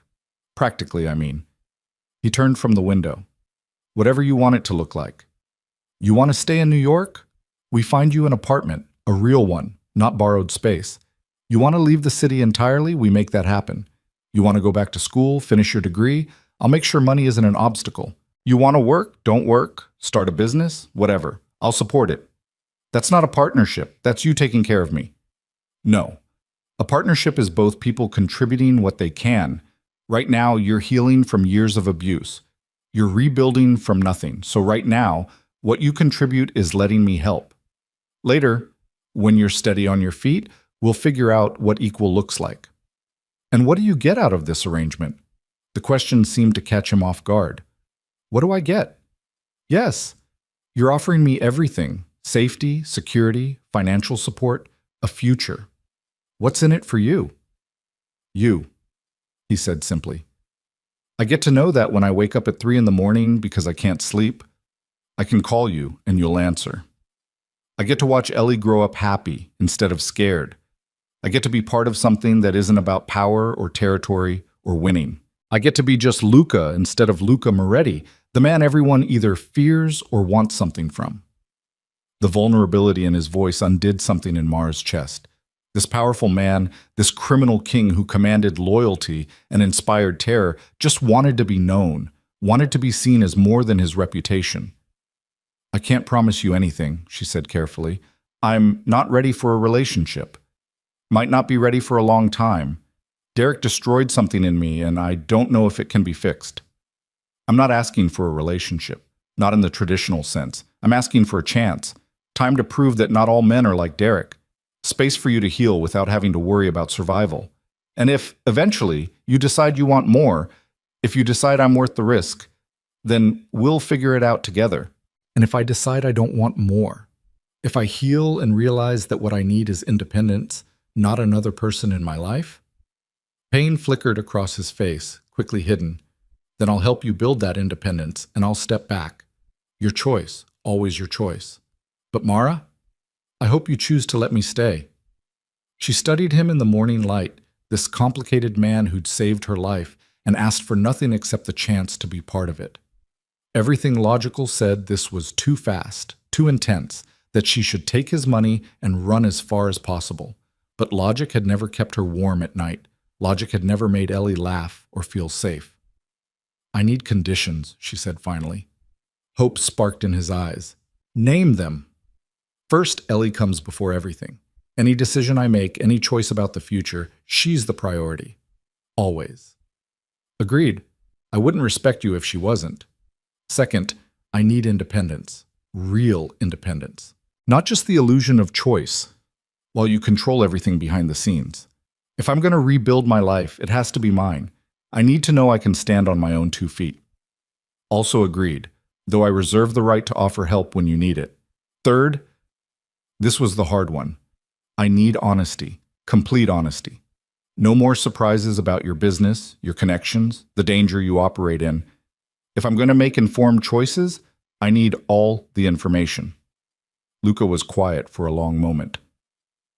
That's the one I can't fully promise. There are things in my world that are dangerous just to know. Information that could get you killed if the wrong people found out you had it. I can promise transparency about anything that affects you directly, but some secrets I have to keep for your own protection. How do I know the difference? You trust me to make that call, or you don't, and we end this conversation right now. It was a test, Mara realized. Not a manipulation, but a genuine boundary. Luca operated in a world with rules she didn't understand, and he was asking her to trust his judgment about what she could safely know. It was a reasonable request. It was also terrifying. Okay, she said slowly. Conditional honesty. But if I ask a direct question and you can answer it safely, you do. No deflection, no pretty lies. Deal. He moved back to the table, sitting across from her again. Anything else? Yes, if this doesn't work, if I decide I can't do this, can't be part of your world, you let me go. Cleanly. No guilt trips, no making it difficult, no using your resources to keep tabs on me. You let me and Ellie disappear if that's what we need. The request clearly hurt him, but he nodded. If you want to leave, I'll help you leave. You have my word. Mara took a deep breath, feeling like she was standing on the edge of a cliff about to jump. Then, okay, I'll stay. I'll give this, whatever this is, a chance. But Luca, I need you to understand something. I'm broken in ways I don't even fully recognize yet. I have trust issues and trauma, and a daughter who needs stability more than I need romance. So if you're expecting some kind of fairy tale, you're going to be disappointed. I don't want a fairy tale, he said quietly. I want reality. Messy, complicated, difficult reality with someone who sees me as more than just the power I wield. That's all I'm asking for. Then we'll try. No promises about where it leads, but we'll try. The smile that crossed his face was like sunrise, transforming his usually controlled features into something open and genuinely happy. That's enough. More than enough. They talked for hours after that, working through practical details. Mara would stay in the upstate house for another week, letting Ellie adjust to the idea that this was permanent, not temporary. Then they'd return to the city, not to the penthouse, which had too many bad memories, but to a townhouse in Brooklyn that Luca owned and had been using for storage. It needed work, needed to be transformed into a home, but that was good. Mara could be part of making it livable, could put her stamp on it. Money was discussed with surprising frankness. Luca had set up an account in her name with enough to cover expenses for the next year.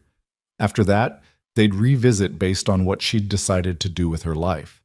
He also insisted on setting up a trust for Ellie, something that would ensure her education and future regardless of what happened between the adults. I don't want your money, Mara protested. It's not about what you want. It's about what Ellie deserves. She deserves to know that college is guaranteed, that medical care is never a question, that she'll never have to make choices based on scarcity. Let me give her that. When he put it that way, refusal felt selfish. So Mara agreed with the caveat that she'd be looking for work as soon as she was ready, that she wouldn't be financially dependent forever. Derek came up once, briefly. He'd been transferred to a maximum security facility upstate and would be there for at least 6 years, possibly longer if certain evidence about his cooperation with Vincent came to light. Marcus Webb was handling everything, ensuring that Derek's parental rights were legally terminated on grounds of attempted trafficking. He would never have a claim on Ellie again. How did you get evidence of trafficking? Mara asked. Vincent's dead. Derek's not going to confess. Anthony Russo is testifying. In exchange for witness protection, he's providing detailed testimony about Vincent's operations, including Derek's offer to trade you and Ellie for debt forgiveness. It's enough to bury Derek legally. And Anthony's safe? Vincent's people won't come after him? Anthony's already gone. New identity, new city, new life. The commission guaranteed his safety in exchange for his cooperation in cleaning up Vincent's mess. Luca's expression darkened. What Derek tried to do, selling his own family, that's beyond the pale even in my world. There are rules, lines we don't cross. He crossed them all. The conversation eventually wound down, and Luca stood to leave. I should get back to the city. There are transition meetings, territory negotiations, the usual aftermath of a war. But I'll call tonight, check in. And I'll be back this weekend to help you and Ellie move to the townhouse. You don't have to help us move. I know. I want to. At the door, he paused. Mara, thank you for giving this a chance. I know it's not easy, trusting someone after what you've been through, but I promise I'll do everything in my power to prove you made the right choice. Just keep being honest with me. That's all I need. I can do that. He started to leave, then turned back one more time. One more thing. My mother wants to meet you. Mara blinked. Your mother? She's a force of nature, runs half the family businesses, terrifies grown men, makes the best lasagna in 5 boroughs. And when I told her about you and Ellie, she insisted on Sunday dinner. Fair warning, she's going to interrogate you, probably embarrass me, and definitely try to feed you until you can't move. That sounds... Mara wasn't sure how to finish that sentence. Terrifying? Normal? Like something from a life she'd never imagined having? Overwhelming, Luca supplied. It's overwhelming, but she means well. And she's been nagging me for years to settle down, so you're basically a miracle from her perspective. No pressure, then. He laughed, and the sound was so unexpected and genuine that it made Mara smile despite her nervousness. You'll be fine. Just be yourself. That's more than enough. After he left, Mara stood on the porch, watching his SUV disappear down the long driveway. Marco appeared beside her, arms crossed, looking amused. "Well?" he asked. "Well, what? You going to give him a real shot, or are you still planning to bolt the first chance you get?" "I don't know. Ask me again in 6 months." "Fair enough." Marco headed back inside. "For what it's worth, I think you're good for him. He's been alone a long time. Too long. Maybe you're the one who finally gets him to remember he's human." The next week passed in a strange bubble of domesticity. Mara and Ellie explored the property, ventured into the small town nearby for supplies, and settled into a rhythm that felt almost normal. Luca called every night, conversations that started as check-ins and evolved into something more personal. Discussions about books they'd read, movies they'd seen, the small details of daily life that built connection. He told her about his mother's reaction when he'd mentioned bringing someone to dinner, told her about the territory negotiations that were surprisingly smooth now that Vincent was gone, told her about the nightmares he still had sometimes, dreams where Elena was calling for help and he couldn't reach her. Mara, in turn, found herself sharing things she'd never told anyone. The way Derek's voice still sometimes echoed in her head, telling her she was worthless. The guilt she felt about staying with him as long as she had, exposing Ellie to that environment. The fear that she'd never be able to trust her own judgment about people again. "You're trusting me," Luca pointed out during one of these late-night conversations. "That's a start." "I'm trying to trust you. There's a difference." "Fair enough. But Mara? The fact that you're trying, after everything, that takes more courage than most people have. Don't discount that." On Saturday, Luca arrived with a moving truck and enough manpower to relocate a small army. The townhouse in Brooklyn was beautiful in a different way than the upstate house. Lived in, warm, with enough space for Ellie to have her own room and Mara to have an office if she wanted one. It needed paint and repairs and all sorts of updates, but the bones were solid. "I know it's not perfect," Luca said as they stood in the empty living room, "but I thought maybe making it perfect could be a project, something you could put your own stamp on." Mara walked through the rooms, imagining what they could become. A real home. A place that was theirs, not borrowed or temporary. "It's perfect," she said. "Or it will be." Ellie loved it immediately, claiming the room with the big window that overlooked a small garden. She was already planning where her toys would go, which wall needed her drawings, how Mr. Hops 2 should have a special shelf all his own. They spent the weekend unpacking, painting Ellie's room a soft yellow she'd chosen herself, and starting to turn the townhouse into something that felt like home. Rosa appeared with food. Marcus stopped by with paperwork about the deed. Luca had put the house in Mara's name, a gesture that had made her cry when she realized what it meant. She owned this place, really owned it. No landlord, no lease, no threat of eviction. Sunday dinner at Luca's mother's house was exactly as overwhelming as promised. Maria Moretti was a tiny woman with steel gray hair and eyes that missed nothing. She welcomed Mara and Ellie with enthusiastic hugs, immediately swept Ellie off to the kitchen to help with dessert, and then subjected Mara to the kind of gentle but thorough interrogation that probably made mobsters confess their sins. "So," Maria said, passing Mara a glass of wine, "my son tells me you're special. He's being generous. He's being honest, which from Luca is practically a declaration of love." Maria's eyes twinkled. "That boy has been married to his business for 20 years. I'd given up hope of grandchildren. And then you appear, complete with a beautiful little girl who my son apparently adores. You can imagine my delight." "Mrs. Moretti, Maria, please, and before you tell me it's complicated or you're taking things slow or whatever sensible thing you're about to say, let me tell you something about my son." She settled into the chair across from Mara, wine glass in hand. When Luca was 8 years old, his father was killed, shot in the street like a dog by men who thought they could take what was ours. Luca watched it happen, and from that moment on, he decided that feeling anything was a weakness. He built walls so high and thick that even I couldn't always reach him. Mara's heart ached for the child Luca had been, for the trauma that had shaped him. "But you," Maria continued, "you got through those walls. I can hear it in his voice when he talks about you, see it in his eyes when he mentions your daughter. You reminded him that being human isn't weakness, it's strength. So whatever happens between you two, whatever you decide, thank you for that gift. I haven't decided anything yet, Mara admitted. I'm still figuring out how to trust again. Then take your time. Luca's not going anywhere. And Mara, trust isn't something you decide to do. It's something you build piece by piece through actions and time. Give him the chance to build it. That's all. Dinner was loud and chaotic and wonderful. Multiple courses, stories about Luca's childhood that made him groan with embarrassment, Ellie laughing at jokes she only half understood. It felt like family. Real, messy, complicated family. Driving home that night, Ellie asleep in the back seat, Mara found herself thinking about Maria's words. Trust built through actions and time. Luca had been building that trust from the moment he'd found her on the sidewalk.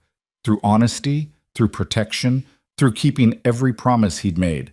Maybe it was time for Mara to start building too. The Monday after dinner with Maria Moretti, Mara walked into the community college enrollment office with her GED transcripts and a clarity she hadn't felt in years. The admissions counselor was a middle-aged woman with kind eyes who didn't ask about the gap in Mara's education or why she was starting over at 28.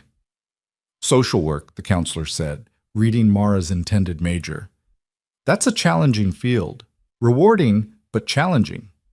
I spent 5 years living in hell, Mara replied. I figure I can help other people find their way out. She enrolled in 3 classes for the spring semester, scheduled around Ellie's school hours. When she told Luca that evening, his pride was obvious even through the phone. That's perfect, he said. You're going to be incredible at it. I haven't even started yet. Doesn't matter. I've seen how you handle impossible situations. You're exactly the kind of person who should be doing that work. He paused. I'm proud of you. For choosing something that matters, something that's yours. The words settled warm in her chest. Thank you for making it possible. You made it possible. I just removed some obstacles. Over the next few months, a rhythm established itself that felt almost normal. Mara attended classes in the morning while Ellie was at the private school Luca had insisted on. Another gift Mara had stopped fighting because the school was exceptional and Ellie was thriving. Afternoons were for homework, both hers and Ellie's, for making the townhouse feel more like home, for slowly rebuilding a life that felt authentic. Luca appeared regularly, but not oppressively. Sunday dinners at Maria's became tradition. Wednesday evenings, he'd bring takeout and help Ellie with her reading homework while Mara studied. Saturdays were flexible. Sometimes he had business. Sometimes they'd all go to the park or a museum or just stay in and watch movies. He never pushed for more than Mara was ready to give. Never made demands or expectations. Just showed up, consistently and reliably, proving through action that his promises had weight. The nightmares came less frequently. Some weeks Mara slept through the night entirely, and when she did wake gasping and afraid, she'd learned to call Luca instead of suffering alone. He always answered, always talked her down from the panic, always reminded her that Derek was locked away and Vincent was gone and she was safe. You don't have to keep doing this, she told him one night after a particularly bad dream had her calling at 2 a.m, answering every time I fall apart. I want to, he said simply. Besides, you think you're the only one with nightmares? We're taking turns keeping each other sane. It was true. Luca had his own demons, his own 3 a.m. phone calls where he needed to hear a friendly voice. They were building something reciprocal, something that wasn't about him saving her, but about 2 broken people helping each other heal. 3 months into the new routine, Marcus Webb appeared at the townhouse with paperwork that made Mara's hands shake. Derek's parental rights have been officially terminated, Marcus said, his tone professionally neutral, but his eyes sympathetic. He can't petition for custody, can't demand visitation, can't make any legal claim on Ellie. As far as the law is concerned, he's not her father anymore. Mara had known it was coming, had signed all the necessary forms, but actually holding the court order felt surreal. What did Derek say? When they told him? According to the prison report, he didn't say much. Signed the papers without argument. I think he understands that fighting would only make things worse for him. Marcus hesitated. There's something else. Derek's lawyer reached out. Derek wants to write you a letter. Oh, every muscle in Mara's body tensed. Absolutely not. That's what I told them. But they're persistent. Said Derek wants to apologize, wants closure. He can want whatever he likes. I don't owe him closure. No, you don't. But Mara, speaking as your lawyer, if he writes anyway, if it somehow gets to you through unofficial channels, you should know that engaging with it in any way could complicate things legally. Don't respond, don't acknowledge, don't give him any opening. I won't. That part of my life is over. Marcus left and Mara immediately called Luca, needing to hear his voice, needing the reminder that she wasn't alone in this. He can't hurt you anymore, Luca said when she'd explained about Derek's request. But if you want extra security, if you want me to make absolutely sure no letter reaches you, no. I trust Marcus to handle the legal side, and I trust myself to throw away anything Derek sends. She took a breath. I'm done letting him have power over me, even the power to make me afraid. That's my girl, Luca said, and the warmth in his voice made Mara smile despite everything. Spring became summer. Ellie finished kindergarten with perfect attendance and a reading level 2 grades above average. Mara completed her first semester with straight A's and a growing conviction that social work was exactly where she belonged. The townhouse stopped feeling like Luca's property she was borrowing and started feeling like home. And somewhere in the lazy heat of July, Mara realized she'd stopped thinking of Luca as her protector and started thinking of him as simply Luca. The man who made Ellie laugh with terrible dad jokes. The man who brought Mara's favorite tea without being asked. The man who showed up to her college orientation looking ridiculously out of place in his expensive suit, but refusing to miss supporting her. They were sitting on the townhouse's small back patio one evening. Ellie asleep inside, the city sounds a distant hum. Luca had brought dinner and stayed to help with dishes, and now they were sharing a bottle of wine in the cooling evening air. Can I ask you something? Mara said, watching fireflies drift through the garden. Anything. Why haven't you tried to kiss me? Luca went very still, his wine glass halfway to his lips. Because you haven't given me permission. I'm giving it now. He set down the glass carefully, his dark eyes searching her face. Mara, you don't have to. I know I don't have to. I want to. She turned to face him fully. For months, you've been patient and kind, and everything I needed while I figured out how to be a whole person again. And I'm not completely healed. I might never be completely healed. But I'm healed enough to know what I want. And I want you. You're sure? Because if this is gratitude or obligation, Mara kissed him, cutting off the protest. It was tentative at first, both of them careful, but when Luca's hand came up to cup her face with infinite gentleness, when his other arm wrapped around her waist, pulling her closer, the kiss deepened into something real and hungry and full of months of restrained wanting. When they finally broke apart, both breathing hard, Luca pressed his forehead to hers. I've wanted to do that since the day you agreed to stay, he admitted. I know.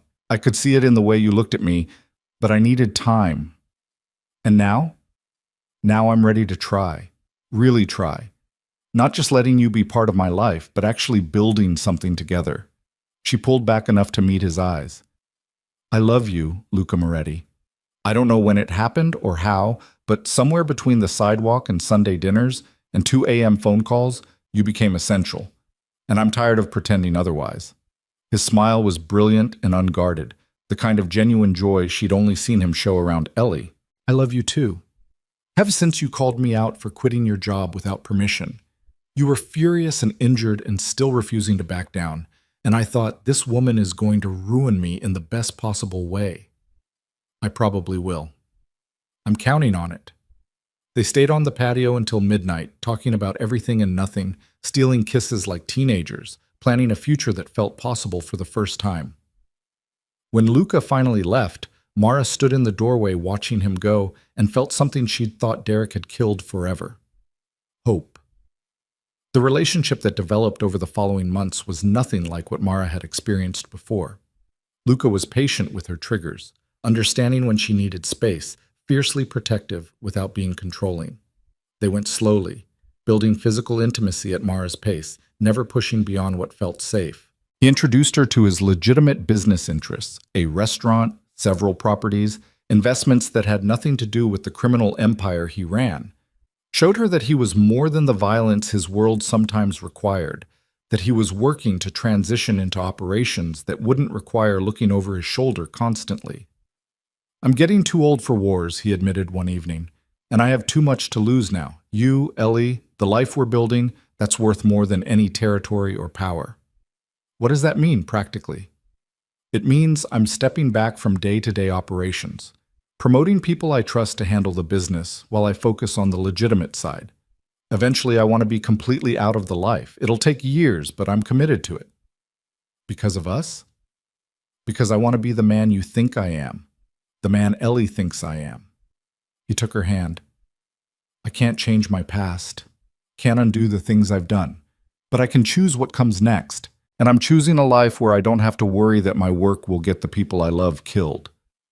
Mara squeezed his hand. "That's all I can ask." By the time Ellie's 7th birthday arrived in October, the three of them had settled into something that looked like family. Ellie had started calling Luca by his name at some point, not Dad. Neither of them pushed that, but said with affection and trust that made Mara's heart ache in the best way. The birthday party was at Maria's house because Maria had insisted, and nobody said no to Maria Moretti. It was chaos in the best way. Too many kids, too much cake, decorations that transformed the elegant home into something from a Disney movie. Ellie was radiant, surrounded by friends from her new school, opening presents with delighted shrieks. Mara stood in the kitchen with Maria, watching through the doorway as Luca helped organize a game that had descended into gleeful anarchy. "He's good with her," Maria observed. "He is. Better than her actual father ever was." "Have you thought about making it official? Adoption, I mean." Mara had thought about it, had imagined Luca as Ellie's legal father, imagined the security that would bring, the completion. "I don't know if Luca wants that responsibility," Maria laughed. "My dear girl, that boy has been acting like Ellie's father since the day he met her. Making it legal would just be paperwork catching up with reality." She squeezed Mara's shoulder. "But it's your choice, yours and his. Just know that whatever you decide, you're already family to me." That night, after Ellie had crashed from sugar and excitement, after the last guest had left and the house was quiet, Mara found Luca on the back patio again. Their spot, somehow, where important conversations happened. "Your mother thinks you should adopt Ellie," she said without preamble. Luca looked up, startled. "She said that?" She implied it heavily. "What do you think?" He was quiet for a long moment, staring at his hands. "I think I'd be honored. Terrified, but honored. But Mara, that's a huge decision. Not something to rush into because my mother has opinions." "I'm not rushing. I've been thinking about it for weeks." She sat beside him. "Ellie's father is gone. Legally, emotionally, in every way that matters. And you've been more of a parent to her in 8 months than Derek was in 5 years. So yes, I think you should adopt her, if you want to." "I want to," he said immediately. "More than I can articulate. But you need to be sure. Because once I'm legally her father, I'm in this forever. No backing out, no changing your mind about us and deciding I don't get to see her anymore. It's permanent." "Good. Permanent is what we need." Mara took his hand. "I'm sure, Luca. About you, about us, about building this family together. So if you're ready, I'm ready." He pulled her close, pressing a kiss to her temple. "Let's make it official." Marcus Webb handled the adoption paperwork with his usual efficiency. With Derek's rights already terminated and no other biological father in the picture, the process was surprisingly straightforward. By December, Luca Moretti was officially Ellie's father. They told her on Christmas morning, Luca's hands shaking slightly as he held the court documents. "Ellie, we have something to tell you," Mara started, her own voice unsteady. "You know how Luca's been part of our family for a while now?" "Yeah," Ellie said, more interested in the present she was unwrapping. "Well, now he's officially your dad, if you want him to be." That got Ellie's attention. She looked up, eyes wide. "Really? Like, really, really?" "Really, really," Luca confirmed, "which means I'm not going anywhere, ever. You're stuck with me." Ellie launched herself at him with enough force to nearly knock him over, wrapping her arms around his neck. "I want you to be my dad." "Can I call you Dad?" Luca's eyes were suspiciously bright. "Yes, sweetheart, you can call me Dad." Mara watched her daughter and the man who'd saved them both, watched them hold on to each other like they were each other's anchor, and felt the last piece of her broken heart click into place. The spring semester brought new challenges and new growth. Mara's social work classes intensified, requiring her to do field work at a women's shelter. It was hard, confronting situations that echoed her own past, but it also felt right. She understood these women in ways her classmates couldn't, could offer real empathy alongside practical help. One evening, she came home from the shelter emotionally wrung out. A woman had come in with her 3 children, all of them bearing the marks of years of abuse. The woman had been too terrified to press charges, too convinced that leaving was impossible. Luca found Mara sitting on the kitchen floor, tears streaming down her face. "Talk to me," he said, settling beside her. Mara told him about the woman, about the fear and helplessness that was too familiar. I wanted to tell her it gets better, that there's life after leaving, but she looked at me with these dead eyes, and I could see she didn't believe it was possible. "Did you tell her your story?" "I'm not supposed to.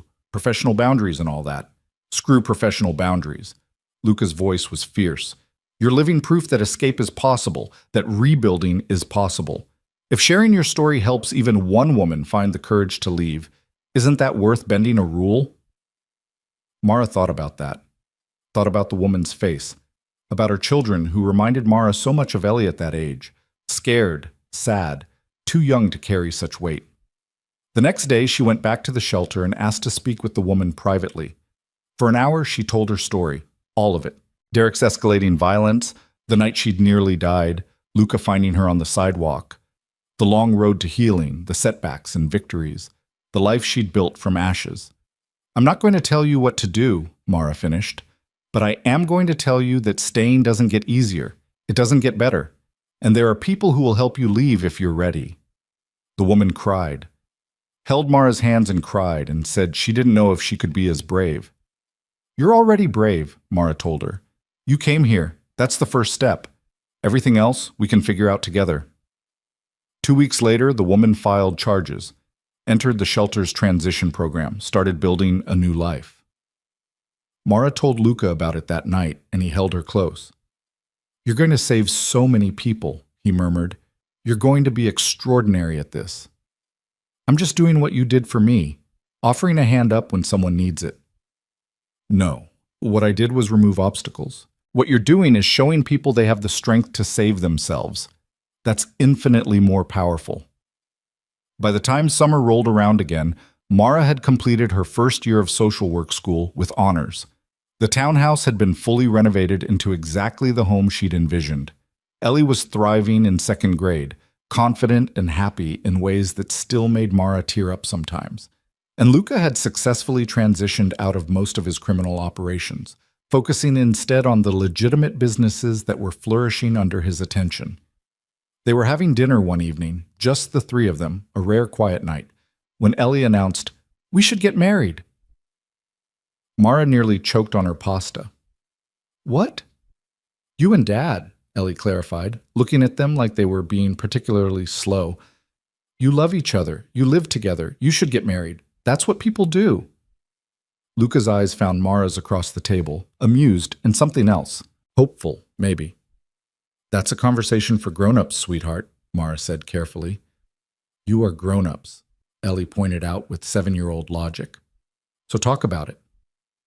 After Ellie went to bed, Mara and Luca ended up on the patio again, their thinking spot, their conversation place, where every important decision seemed to happen. "She's not wrong," Luca said quietly. "About us getting married. Are you proposing?" "Not like this. When I propose, it'll be planned and romantic and everything you deserve." He took her hand. "But I'm saying that I want that future. Want to make this official in every possible way. Want everyone to know that you're mine and I'm yours, and we chose each other." Mara's heart was racing. "I want that too. Eventually. But Luca, I need you to understand something. I was married before, and it was hell. The idea of signing papers that bind me to someone again, it terrifies me on a level I can't fully articulate." "Then we don't," he said simply. "We don't need a piece of paper to prove what we are to each other." "But you want it. I can see it in your eyes." "I want you happy more than I want a wedding. If being unmarried means you feel safe, then that's what we do. He squeezed her hand. Though, for what it's worth, what we have is nothing like what you had with Derek. We're partners, equals. I can't make decisions for you, can't control you, can't hurt you and expect you to stay. That's not how this works. I know that. Logically, I know that. But trauma isn't logical. No, it's not. So we take our time. Maybe in a year you'll feel differently. Maybe in 5 years. Maybe never. Whatever happens, we'll figure it out together. 3 months later, Mara woke up one morning and realized the fear was gone. Not diminished or manageable, but actually gone. The thought of marrying Luca didn't send panic through her system anymore. It just felt right. She brought it up at Sunday dinner, surrounded by Maria and what seemed like half of Brooklyn, Luca's extended family who'd welcomed Mara and Ellie with open arms. "I want to get married," she announced during dessert. The table went silent. Luca stared at her. "What?" "I want to marry you. Properly, officially, all of it, if the offer's still open." His smile could have lit the entire city. "The offer is extremely open." Maria started crying. Ellie started planning the wedding immediately, convinced she should wear a princess dress. The rest of the family erupted into congratulations and chaos. Luca pulled Mara aside while the celebration continued without them. "Are you sure?" he asked. "Really sure?" "Because I meant what I said. I don't need a wedding to know what we are." "I'm sure. I want to choose you publicly, legally, permanently. Want to stand in front of everyone and promise that I'm in this forever." She cupped his face. "You gave me my life back, Luca. Let me give you this." The wedding happened 3 months later, small and intimate despite Maria's protests. Just family and close friends in the townhouse garden, fall leaves falling around them like blessings. Ellie was flower girl, Rosa cried through the entire ceremony, and when Luca kissed his bride, it felt like every promise either of them had ever made kept. Marcus had prepared a prenup protecting Mara's interests, but Luca refused to sign it. "Everything I have is yours," he'd said. "That's what partnership means." They honeymooned upstate at the house where Mara had first felt safe, where she'd started learning to trust again. It was perfect in its simplicity, quiet mornings, long walks, conversations that lasted into the night. "What do you want? Long term?" Luca asked one evening. 5 years from now, 10 years? What does that look like for you?" Mara thought about it. "I want to finish my degree, get my license, maybe open a specialized shelter, something that focuses on single mothers escaping abuse. Want to give back what was given to me." "That's beautiful. And I want to help make it happen." "What about you? What do you want?" "This," he said simply. "You, Ellie, maybe more kids if you're open to it. A life that isn't defined by violence or territory or proving anything to anyone. Just family and peace and work that matters." "More kids?" Mara's heart skipped. "Only if you want them. I know Ellie's enough. I know your plate is full. But if you ever wanted—" "I want," Mara interrupted. "Not now, not until I finish school. But yes, I want Ellie to have siblings, want to build something even bigger and messier and more beautiful." 2 years later, Mara graduated with her social work degree.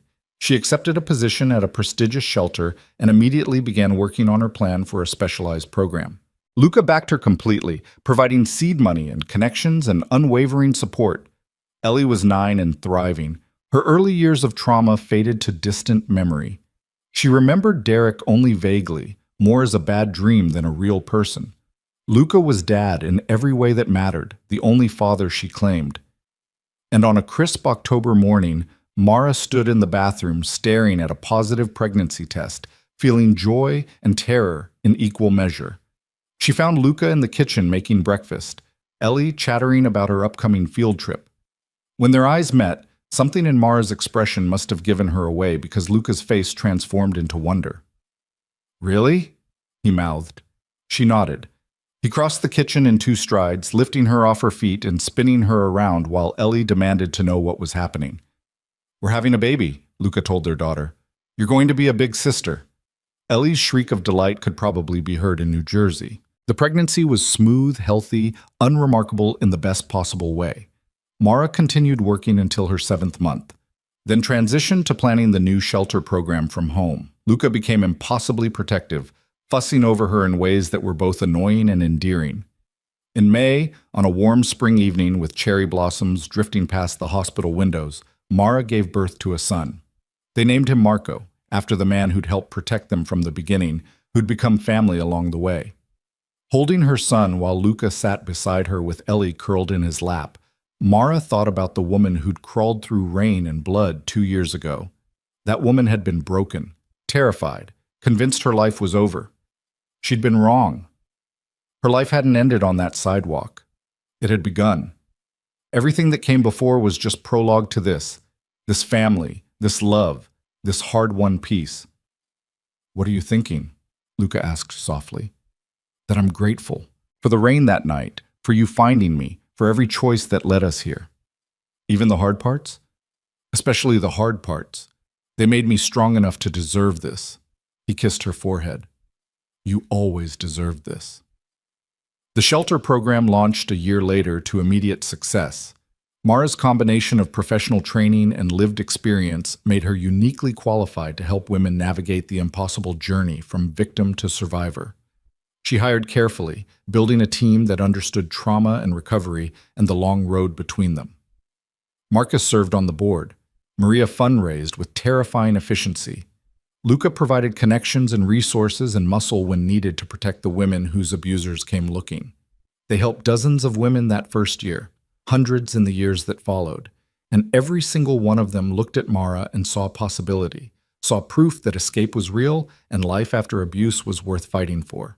On the 5-year anniversary of the night Luca found Mara bleeding on a Brooklyn sidewalk, they stood on the patio of the townhouse they'd transformed into home. Ellie was inside helping Marco build a tower from blocks. The shelter was thriving.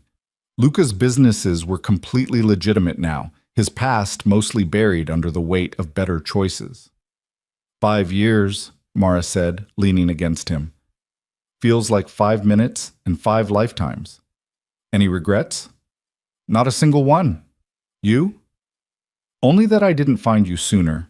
But then, maybe we needed to be broken first so we'd know how to fix each other. Very philosophical for a former crime boss. I contain multitudes. He turned her to face him. Thank you, Mara, for taking a chance on a stranger in an expensive suit, for building this life with me, for choosing me every single day. Thank you for seeing me when I couldn't see myself, for proving that good men exist, for loving me and Ellie like we were always meant to be yours. They kissed as the sun set over Brooklyn, two people who'd found each other in the dark and built a future in the light. Inside, their children laughed. In the distance, the city hummed with life and possibility. And Mara Lane Moretti, who'd once believed she'd die before she escaped, stood strong and whole and free, surrounded by the family she'd chosen and the love she'd earned. The storm that had nearly destroyed her had brought her to this shore. And here, finally, she was home.